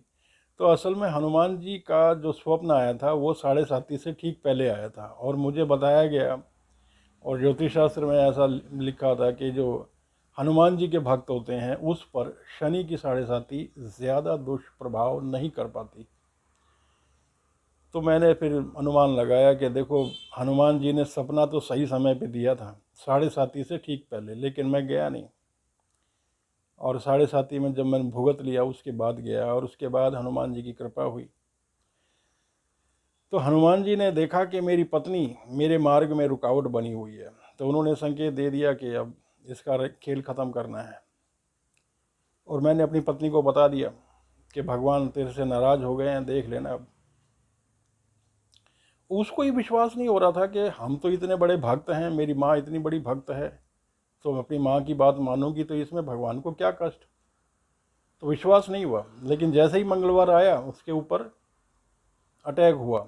वो स्कूटर से अपने स्कूल में जाती थी तो कोई एक दुर्घटना हो गई, गिर गई वो। तो इससे वो डर गई कि कुछ हुआ तो है। लेकिन उसने अपनी माँ से बात की तो उसकी माँ ने कहा कि कोई डरने की ज़रूरत नहीं है, तो ऐसे ही होता रहता है। तो उसको यकीन नहीं हुआ मेरी बात पे और उसको नॉर्मली लिया, अपने माता पिता से वैसी बात करती रही। अगले मंगलवार को फिर एक्सीडेंट हुआ। तो अब 2 बार हो गया, लगातार हुआ। तो अब संयोग तो नहीं है, अब तो कुछ खास बात है। लेकिन फिर भी उसकी माँ ने कहा कि डरने की कोई बात नहीं, ऐसा हो जाता है, वो कोई बड़ा भक्त थोड़ी है, वो तो कुछ भक्ति उक्ति करता नहीं है, उसकी बात मत माना कर। तो वो मेरे खिलाफ भड़काती रहती थी हमेशा। तीसरा मंगलवार आया, फिर उसका एक्सीडेंट हुआ और अब धीरे धीरे एक्सीडेंट बढ़ रहे थे। तो अब उसको ये विश्वास होने लगा कि कुछ तो बात है कि हर मंगलवार को ये एक्सीडेंट क्यों हो रहे हैं। उसने फिर अपनी माँ से बात की और उसने कहा कि मैं तो अब ब्राह्मण से पूछ के आया हूँ, मंदिर के पुजारी से। और उसने कहा है कोई ऐसी बात नहीं है, डरने की बात नहीं है, तो ऐसे ही हो जाता है। और मेरे बारे में बताया कि इसको कुछ नहीं पता, इसकी बात मत मानना कर, बस ख़त्म बात। चौथा मंगलवार आया और चौथे मंगलवार को मेरे को सख्त चेतावनी भगवान ने दे दी कि बस अब आज खेल ख़त्म। तो जब ये चेतावनी आ गई कि आज खेल ख़त्म हो जाएगा, तो उस समय मैं फिर भावुक हो गया और मैंने हाथ जोड़ के भगवान से प्रार्थना की कि हे भगवान, मुझे एक अवसर दीजिए, मैं अपनी पत्नी को समझाऊंगा कि वो दोबारा ऐसी गलती नहीं करेगी, अपने माता पिता से दूर हो जाएगी और मेरी बात मानेगी। भगवान ने उसी समय मेरे मन में एक संकेत डाला कि अगर आज तुम्हारी पत्नी स्कूल से आके और हाथ जोड़कर तुमसे ये प्रार्थना करती है कि मेरी मृत्यु टल जाए, इसका कोई उपाय बताओ, तो समझ लेना भगवान ने माफ़ कर दिया। तो जब मेरी पत्नी आई तो उसने ठीक वैसा ही किया, हाथ जोड़ के मेरे सामने खड़ी होगी, क्योंकि उसको विश्वास हो गया था कि कुछ होगा। एक भयंकर एक्सीडेंट हुआ था, हैवी लोड ट्रक के आगे उसका स्कूटर स्लिप हो गया, गिर गई। अब इतना बड़ा ट्रक था कि ब्रेक भी देर से लगते हैं, लेकिन पता नहीं उसने कैसे रोक लिया और बच गई। लोगों ने स्कूटर साइड किया, उसको उठाया और कांपते हुए घर आई और आते ही हाथ जोड़ के मेरे सामने खड़ी होगी। मृत्यु टल जाए इसका उपाय पूछा। मैं समझ गया भगवान ने माफ़ कर दिया। मैंने उसको गले से लगाया और मैंने सोचा कि मैं जीत गया। बस मैंने कहा कि अपने माँ बाप से दूर हो जा और मेरी बात मान ले, बस यही है उपाय। उसने कहा ठीक है, आइंदा नहीं करूँगी, उनसे कोई बातचीत नहीं करूँगी। लेकिन उसके माता पिता बड़े ढीठ, उन्होंने इसे अपनी पराजय समझा और फ़ोन कर कर के उसको परेशान किया कि तू हमारी लड़की, हमारी बात नहीं मानेगी, हमने तेरे को पढ़ाया लिखाया, इतना कुछ सिखाया, और अब तू उसके काहे में आएगी। और बार बार फ़ोन कर करके उसको अपने झांसे में ले ही लिया। और अब उसको अब आगे कोई एक्सीडेंट वगैरह हुए नहीं, सब ठीक हो गया, सामान्य हो गया, तो उसका भी डर ख़त्म हो गया धीरे धीरे। लेकिन अब समस्या ये हो गई थी कि भगवान ने मेरी प्रार्थना पे अपना विधान बदला। मौत उसकी आनी थी, लेकिन अब क्योंकि मैं अपना वचन पूरा नहीं कर पाया, अब भगवान मेरे ऊपर अटैक करने लगे और मेरा शरीर अंदर ही अंदर से रोगों से घिरता चला गया। अब कई सारी परेशानियां मुझे होने लगी। तो मैं ये नहीं समझ पाया कि देखो, मैं किसी प्रकार का कोई अशुद्ध भोजन नहीं लेता, मांस मदिरा आदि मैं कुछ नहीं करता, और उसके बावजूद भी मेरे को इतनी सारी बीमारियां क्यों घेरती जा रही हैं। मैंने भगवान से प्रार्थना की कि भगवान मेरा कसूर क्या है। तो भगवान ने संकेत दिया कि तुमने प्रतिज्ञा की थी कि अपनी पत्नी को बदलेगा, वो तो नहीं बदली, और भगवान ने अपना विधान बदला है, तो जो उसको मौत देनी है अब वो तुझे मिलेगी। अब मैं डर गया। मैंने पत्नी को बहुत समझाया लेकिन उसको कुछ समझ नहीं आया, क्योंकि औरों से भी वो पूछती थी, वो यही कहते थे कि ये तो पागलपन है, माँ बाप से बात करने से उसको क्या फ़र्क पड़ने वाला है, उसको अगर बीमारी हो रही है तो अपनी बीमारी का इलाज कराए, इससे माँ बाप का क्या मतलब। लेकिन मेरी समस्या क्या थी ये तो मैं ही जानता था। और आखिरकार एक दिन ऐसा आया कि मौत ने मुझे घेर ही लिया। मैं बेड पे लेट गया, मेरे दोनों हाथ ऐसे साइड में फैले हुए, और मेरे शरीर ने धीरे धीरे पैरों की तरफ से मौत मेरे सर पे चढ़ती चली गई। पहले पैर काम करना बंद कर गए और पैरों के ऊपर का हिस्सा बंद, और फिर हाथ, और फिर मुंह, यानी कि मौत पैरों से चढ़ी और सर तक चली गई, और मेरा पूरे शरीर पर से नियंत्रण ख़त्म हो गया। और मैं लेटे लेटे बस ये सोच रहा था, क्योंकि मन अभी जीवित था, लेकिन मेरे शरीर पे पूरी तरह से मेरा नियंत्रण ख़त्म हो गया। शायद ये कोमा की स्थिति है, मैं कोमा में चला गया था। अब मुझे ये विश्वास हो गया कि अब थोड़ी देर में मैं मर ही जाऊंगा।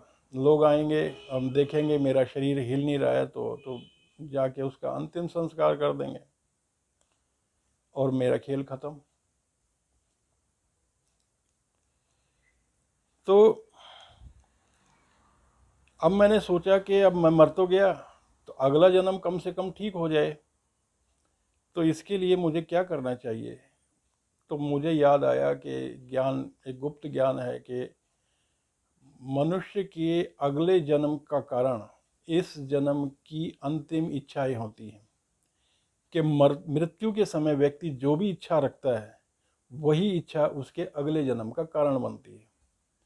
तो ये मेरे दिमाग में आ गया, और मैंने फिर एक ऐसी प्रतिज्ञा करनी चाहिए जो अब आखिरी समय की प्रतिज्ञा होगी और अगले जन्म में जाके वो पूरी करनी पड़ेगी। तो मैंने 1 वर्ष का ब्रह्मचर्य किया था, जिसमें मैंने ब्रह्मचर्य को सिद्ध कर दिया था। भगवान ने मुझे सत्य और ब्रह्मचर्य पे स्थिर रहने के लिए कहा था, तो ब्रह्मचर्य को मैंने पहले ही सिद्ध कर लिया था। तो उसमें मैंने बहुत दिव्य अनुभूति हुई थी। लेकिन क्योंकि गृहस्थ जीवन था, 1 वर्ष के बाद फिर पत्नी के साथ संयोग करना था। लेकिन 1 वर्ष का जो मैंने तप किया था वो मैंने सिद्ध कर लिया था। तो इस समय जब मैं मर रहा था तो मैंने सोचा कि एक बार और ब्रह्मचर्य की प्रतिज्ञा करता हूँ। तो मैंने प्रतिज्ञा इसलिए की थी ताकि अगले जन्म में ये प्रतिज्ञा पूरी करनी पड़े। लेकिन जैसे ही प्रतिज्ञा की, अब देखिए शरीर तो मेरा बिल्कुल निष्क्रिय हुआ पड़ा था, सिर्फ मन जीवित था, और मन से ही संकल्प लिया कि मैं 1 वर्ष की प्रतिज्ञा करता हूँ। अपने भगवान गुरु बद्रीनाथ और भगवान शिव का ध्यान करके मैंने 1 वर्ष की प्रतिज्ञा कर ली। अब पहली बार मैंने देखा कि ब्रह्मचर्य का चमत्कार। जैसे ही मैंने ब्रह्मचर्य की प्रतिज्ञा की, क्योंकि मैं पहले ही ब्रह्मचर्य सिद्ध कर चुका था, इसलिए केवल प्रतिज्ञा करने मात्र से ही भगवान ने स्वीकार कर ली, और मौत जैसे आई थी वैसे ही सर के नीचे उतरते हुए और पैरों के रास्ते वापस चली गई। अब मैंने देखा कि ब्रह्मचर्य में कितनी शक्ति है। मैंने सुना था कि ब्रह्मचर्य एक किला है, अभेद्य किला, इसे कोई भेद नहीं सकता। आज पहली बार देख भी लिया कि मौत भी वापस चली गई एक संकल्प लेने मात्र से। अगर मैंने पहले ब्रह्मचर्य सिद्ध ना किया होता तो शायद ऐसा नहीं होता, लेकिन पहले मैंने सिद्ध कर लिया था, इसलिए केवल संकल्प लेने से ही काम बन गया। तो मैंने ब्रह्मचर्य की शक्ति देखी, और मैंने अपनी पत्नी को बता दिया कि मैं मर गया था और ब्रह्मचर्य करके ही बचा हूँ, यानी कि तेरे अंदर जो दोष है उसकी सज़ा मैं भुगत रहा हूँ। मैंने भगवान से प्रतिज्ञा की थी कि मैं अपनी पत्नी को समझाऊंगा, लेकिन मैं तुझे समझा नहीं पाया, तो अब 1 वर्ष तक मेरे पास ना आना। और मैंने कठोर ब्रह्मचर्य का पालन किया, और जो बीमारियां मुझे हुई थी वो धीरे धीरे ख़त्म होने लगी। और ये वो देख रही थी कि पहले मैं इतना बीमार था और अपने आप ब्रह्मचर्य करने के बाद मैं ठीक हो गया। लेकिन मैंने भी ये ध्यान दिया कि जो बीमारियां ख़त्म तो हुई, लेकिन 50% शरीर के अंदर ही रही, यानी कुछ ना कुछ बीमारियां बची रही। तो 1 वर्ष का ब्रह्मचर्य पूरा हो गया, और उसके बाद मेरी पत्नी ने फिर हाथ जोड़ के मुझसे निवेदन किया कि मेरे से गलती हो गई, अब मैं दोबारा अपने माता पिता से बात नहीं करूँगी। तो उसके बाद मैंने उस पर विश्वास कर लिया, और फिर सब कुछ सामान्य हो गया, और मुझे लगा कि अब तो शायद ठीक हो गया। लेकिन उसके माता पिता इतने ढीठ, वो माने नहीं।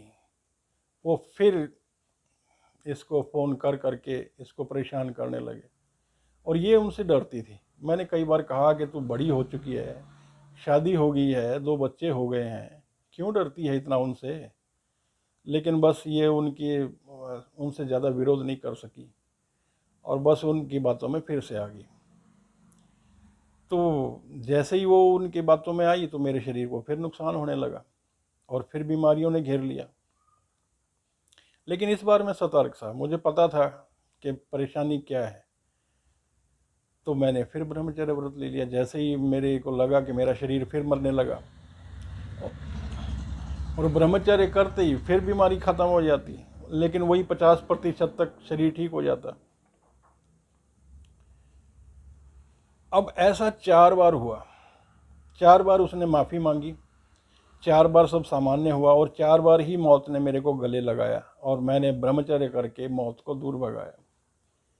तो इससे मुझे अनुभव हुआ कि पत्नी को धर्म पत्नी क्यों कहते हैं। मैंने एक वीडियो भी बनाया था कि जब जब मेरी पत्नी प्रतिज्ञा करके हाथ जोड़ के मुझसे कहती है कि अब मैं अपने माता पिता से बात नहीं करूँगी, या माता पिता से मतलब ये है कि क्योंकि उसके माता पिता मुझसे घृणा करते हैं, सब जगह मेरा उपहास करते हैं, तो वो मेरे शत्रु हैं।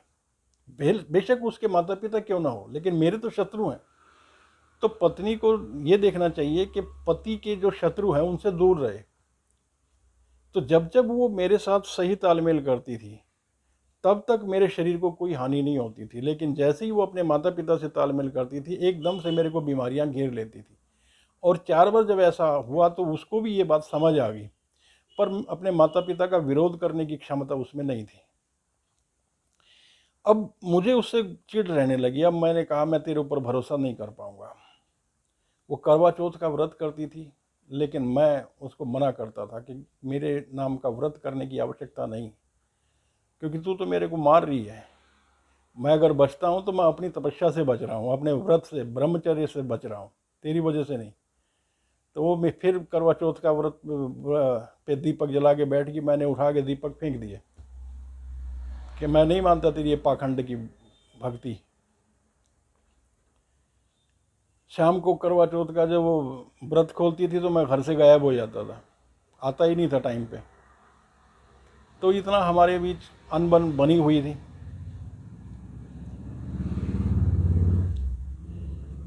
तो उसके ठीक 4 दिन के बाद एक अहोई अष्टमी का व्रत आता है। इसमें माताएं अपने पुत्र की सलामती के लिए व्रत करती हैं, और ये व्रत माता पार्वती को किया जाता है, जगदम्बा भवानी के नाम से। उनसे प्रार्थना की जाती है कि मेरे पुत्र की रक्षा करें। तो जब ये व्रत आया तो मैं थोड़ा सा भावुक हो गया, क्योंकि मेरी तो कोई माता है नहीं। वो थी, वो तो मर गई, और वो होती तो भी वो तो व्रत करती नहीं, क्योंकि उसे भूख बर्दाश्त नहीं होती थी।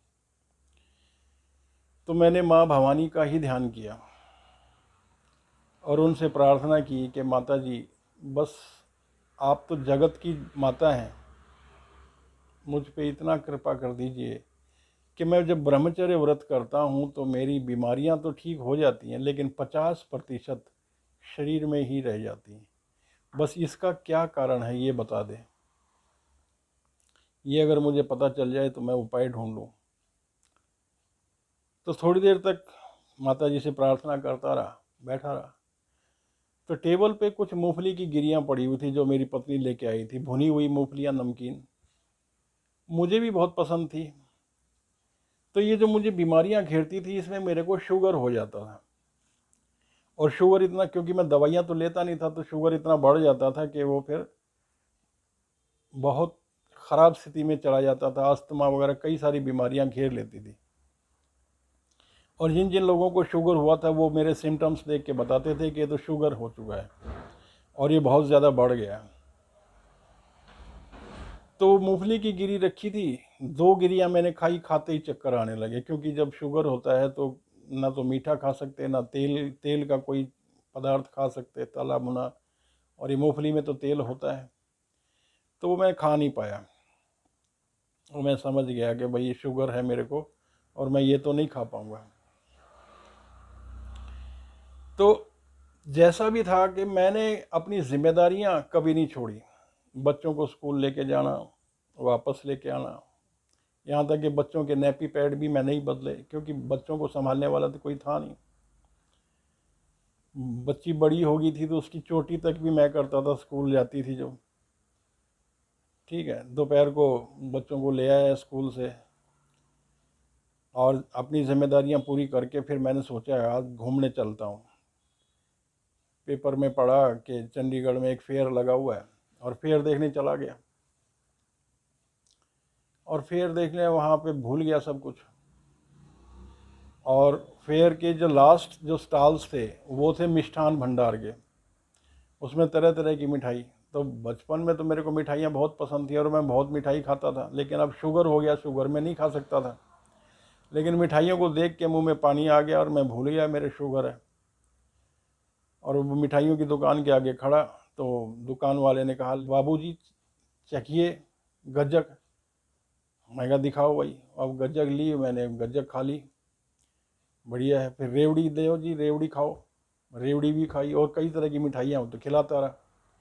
बोलो जी कौन से चाहिए। मैं कहा अभी आधा किलो गज्जक दे दे, आधा किलो रेवड़ी दे दे, और ये दूसरी कोई मिठाई है जो सोन पापड़ी वगैरह। तो आधा आधा किलो के 3 पैकेट ले लिए,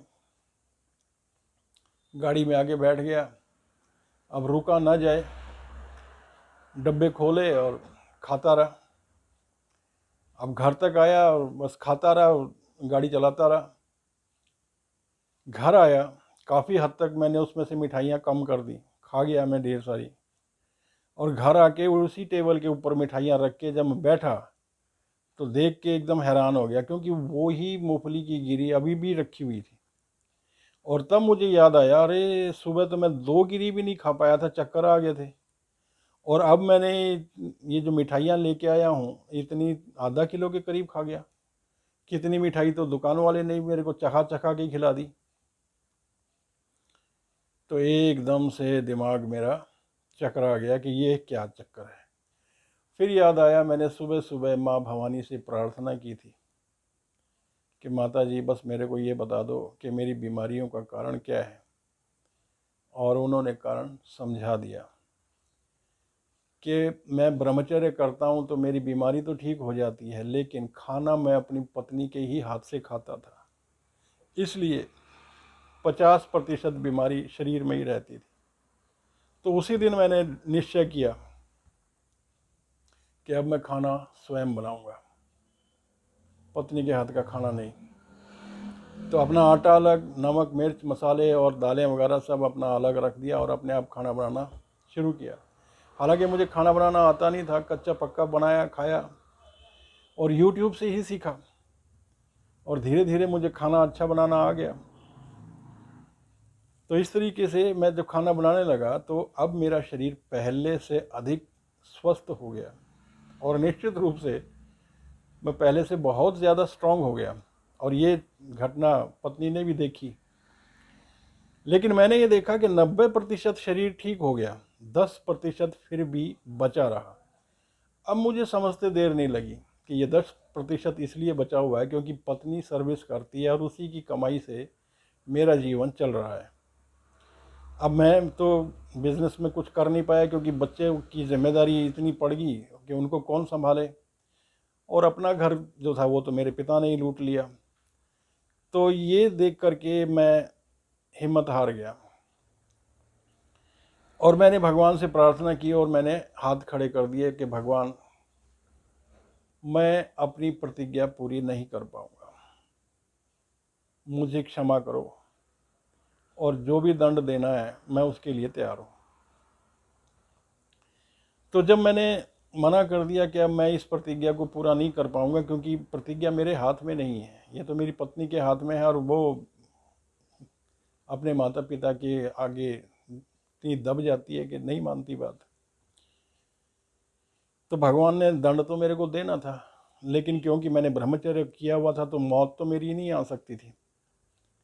तो उन्होंने जो दंड दिया मेरे को, घर में फर्श गीला था और मैं फिसल के गिर गया और मेरा घुटना दीवार के कोने पे इतनी ज़ोर से लगा कि मेरे घुटने की हड्डी के 3 टुकड़े हो गए। मैं समझ गया कि हाँ, भगवान का क्रोध है, स्वीकार तो करना ही पड़ेगा, क्योंकि मैंने अब प्रतिज्ञा की और पूरी नहीं की और इस बात की सज़ा भुगत रहा हूँ। मैं सोच रहा था कि देखो, ये हमारे नेता हैं, बिजनेसमैन हैं, इतनी झूठ बोलते हैं, लेकिन मेरे लिए ये झूठ स्वीकार नहीं, क्योंकि मोक्ष के लिए मेरी नियुक्ति है और भगवान ने मेरे को सत्य और ब्रह्मचर्य पे स्थिर रहने के लिए कहा था। और ब्रह्मचर्य पे तो मैं स्थिर हो गया। ब्रह्मचर्य पे स्थिर होने के बाद सत्य पे बस ये एक ही वचन रह गया कि मैंने अपनी पत्नी को सुधारना था, बाकी तो मेरे कोई गलती नहीं थी, लेकिन ये वचन नहीं मैं पूरा कर पाया। लेकिन यहाँ पे एक बात खास है कि जब भगवान को लगता है कि भक्त ने ब्रह्मचर्य तो सिद्ध किया, ये भी एक बहुत बड़ी बात थी, तो भगवान भी नहीं चाहते कि भक्त हार मान जाए। तो अब मेरी ये प्रतिज्ञा पूरी करने का जिम्मा भगवान ने अपने ऊपर लिया, मेरे से तो हो नहीं सकता था। मैं तो इतना निराश हो गया था कि मैं तो संन्यास लेने की सोच रहा था। पूरी तरह से मैं विमुख हो गया कि कुछ नहीं हो सकता मेरा, मैं तो जा रहा हूँ। लेकिन ये रहता था कि बच्चे अभी छोटे हैं, अगर मैं चला जाऊँगा तो ये तो फिर अनाथ हो जाएंगे, क्योंकि पत्नी को ज़्यादा कुछ आता तो है नहीं, बस सर्विस ही तो कर रही है, इससे ज़्यादा तो कुछ भी ना एटीएम चलाना आता, ना कंप्यूटर, ना गाड़ी। तो इन सब चीज़ों में, बाहर के कामों में वो बिल्कुल भी निपुण नहीं है, तो बच्चे अनाथ हो जाएंगे। तो ये सोच के मैं बाहर भी नहीं जा सका, लेकिन बैठ गया। लेकिन तभी मैं देखता हूँ कि जब भगवान ने जिम्मा अपने ऊपर लिया, तब उन्होंने तांडव कर दिया और ऐसा तांडव मचाया कि मेरे सास ससुर दर दर के भिखारी हो गए। इतना कर्जा सर चढ़ गया उनके कि कोई रिश्तेदार छोड़ा नहीं, सबसे पैसे मांगते फिरे। पहले जब मेरे बारे में बात करते थे तब उनकी नाक कटती थी, क्योंकि पूछते थे लोग कि बड़े दामाद क्या करता है, तब उनकी नाक कट जाती थी। और अब वो सबसे पैसे मांगते फिर रहे, अब उनकी नाक ही नहीं बची।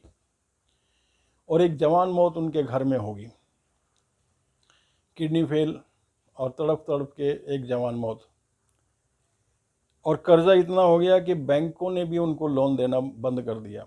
और तब मेरी पत्नी को भी नहीं छोड़ा, यानी कि अपनी लड़की को भी नहीं छोड़ा।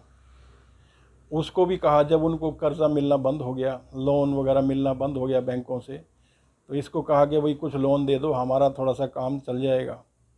और कई लाख रुपए का लोन इसके सर पे भी चढ़ा दिया और कहा कि भाई तेरा लोन हम उतारते रहेंगे। तो इसने भरोसा कर लिया, जबकि मैंने मना किया था कि अपने माँ बाप पे ज़्यादा भरोसा ना कर, क्योंकि उन्होंने अपनी बेवकूफ़ियों में ये स्थिति पैदा की है। जो उनकी मदद करेगा वो भी फंसेगा। पर मेरी बात मानी नहीं उसने, उनको दे दिया लोन। और फिर तांडव, क्योंकि भगवान ने जब करना था तो अच्छी तरह से करना था। मेरे ससुर कैंसर होकर के तड़प तड़प के मर गए और अब मेरी पत्नी के होश उड़ गए कि ये इतना कर्जा अब उतारेगा कौन। अब रोने लगी बैठ के। अब मैं क्या कर सकता हूँ, मेरी तो बात मानी नहीं। बहुत प्यार था अपने माता पिता से, अब भुगतो। अब उसको अपनी माँ पे तो बहुत भरोसा था, तो अब जो भी रिलेटिव्स थे उनको इकट्ठा किया कि भाई मैं इतना कर्जा कैसे उतारूं। तो उसकी माँ ने सबके सामने मेरी पत्नी को, अपनी लड़की को डांट दिया, बुरा भला कहा कि तेरी वजह से हमारे सर पे इतना कर्जा हुआ, क्यों इसे अपने बैंकों से लोन ले ले करके दिया, क्यों दिया, वो लेता ही नहीं, तूने लालच दिया इसलिए हमारे सर पे इतना कर्जा। और ये बिल्कुल सीधी सरल स्वभाव की, ये ज़्यादा बोल नहीं सकती, और वह चुपचाप करके सुनती रही बात को, रोती रही। अब औरों ने मना किया कि इसने कोई ज़बरदस्ती थोड़ी दिया, उन्होंने मांगा था इसलिए दिया। लेकिन पत्नी को ये समझ आ गया कि पति की बात मानने में ही भलाई थी, पति की बात ना मान के गलती की। और अब पिता ने इतना कई लाख रुपए का कर्जा सर करा दिया और माता ने सबके सामने जलील कर दिया। अब उसका अपने माता पिता से पूरा भरोसा उठ गया। अब वो मेरे पक्ष में आई, लेकिन बहुत देर की, इतना कर्जा सर हो गया और मेरी भी स्थिति बहुत ख़राब हुई। मेरा घुटना टूट गया और मेरे दांत भी टूट गए, आंखें भी कमज़ोर हो गई, शरीर भी काफ़ी कमज़ोर हो गया था। इसीलिए मैं इतना परेशान रहा। 1 साल तक मैंने कोई वीडियो नहीं बनाया। बार बार लड़के पूछ रहे थे कि आप वीडियो नहीं बना रहे। अब मैं क्या जवाब देता, मेरी क्या स्थिति है। मैं तो संन्यास ले रहा था, मैंने तो मोबाइल वगैरह भी सब छोड़ दिया था, किसी से मैंने बात नहीं की। अब जब भगवान ने ऐसा किया और पत्नी अब पूरी तरह से मेरे प्रति समर्पित है और फिर से मेरी गाड़ी ऐसा लगा कि अब फिर से पटरी पे आ रही है। पटरी पे तो आ रही है, लेकिन बस बैड लक ये है कि पटरियां ही उखड़ गई।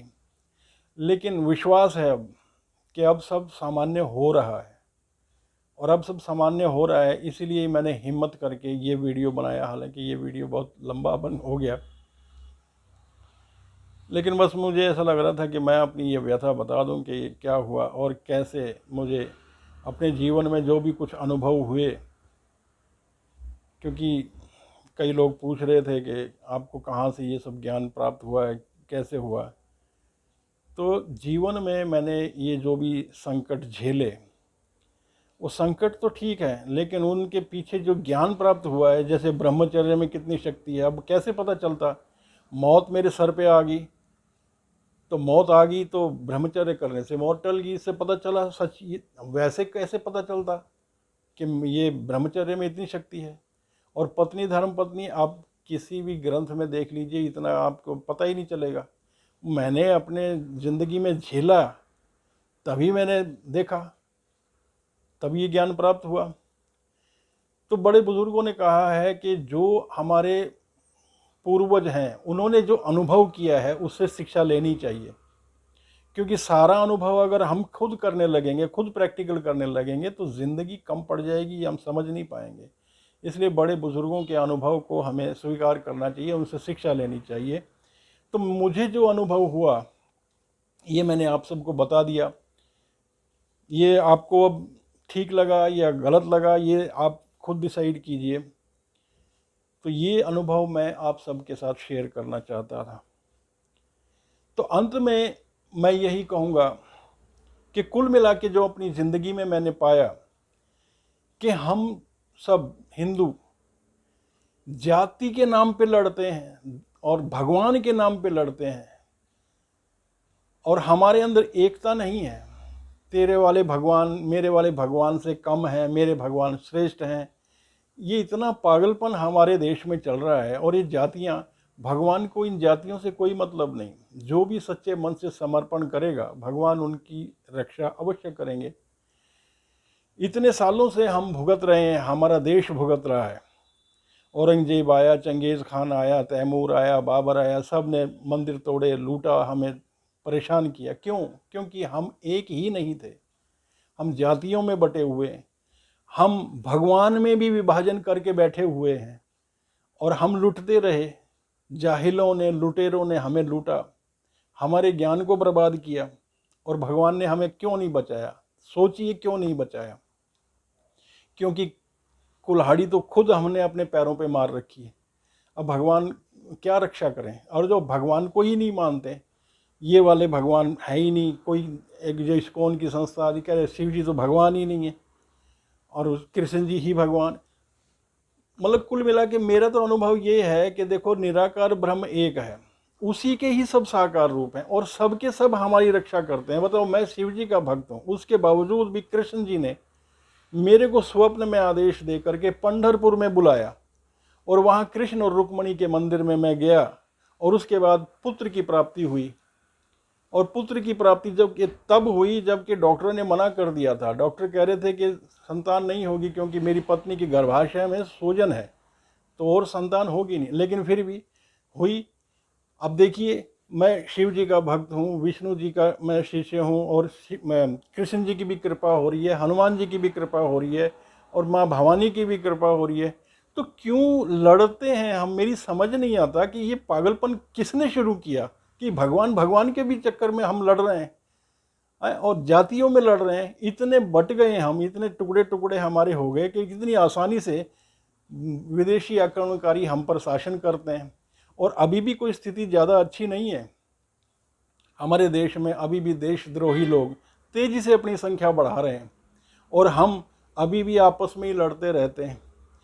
कब एक होंगे? जब तक हम एक नहीं होंगे हम देशद्रोहियों से, आतंकियों से, जिहादियों से हम परेशान होते रहेंगे। हमें एक होना होगा। ये जातियां सब बकवास हैं, भगवान को इन जातियों से कोई मतलब नहीं है। और ये जो धर्म, ये भगवान भगवान के नाम पे भी जो विभाजन चल रहा है, ये हमें त्यागना होगा। सबको मिलकर एक होना होगा। सारे भगवान हमारे हैं। और यहाँ कंपेयर करते हैं उनके, ये वो अल्लाह हैं, एक ही अल्लाह है, उनका एक ही गॉड है। अरे होगा उनका एक ही अल्लाह, एक ही गॉड, हमें इनसे क्या मतलब? हमारे तो अनेक हैं और सब हमारे हैं।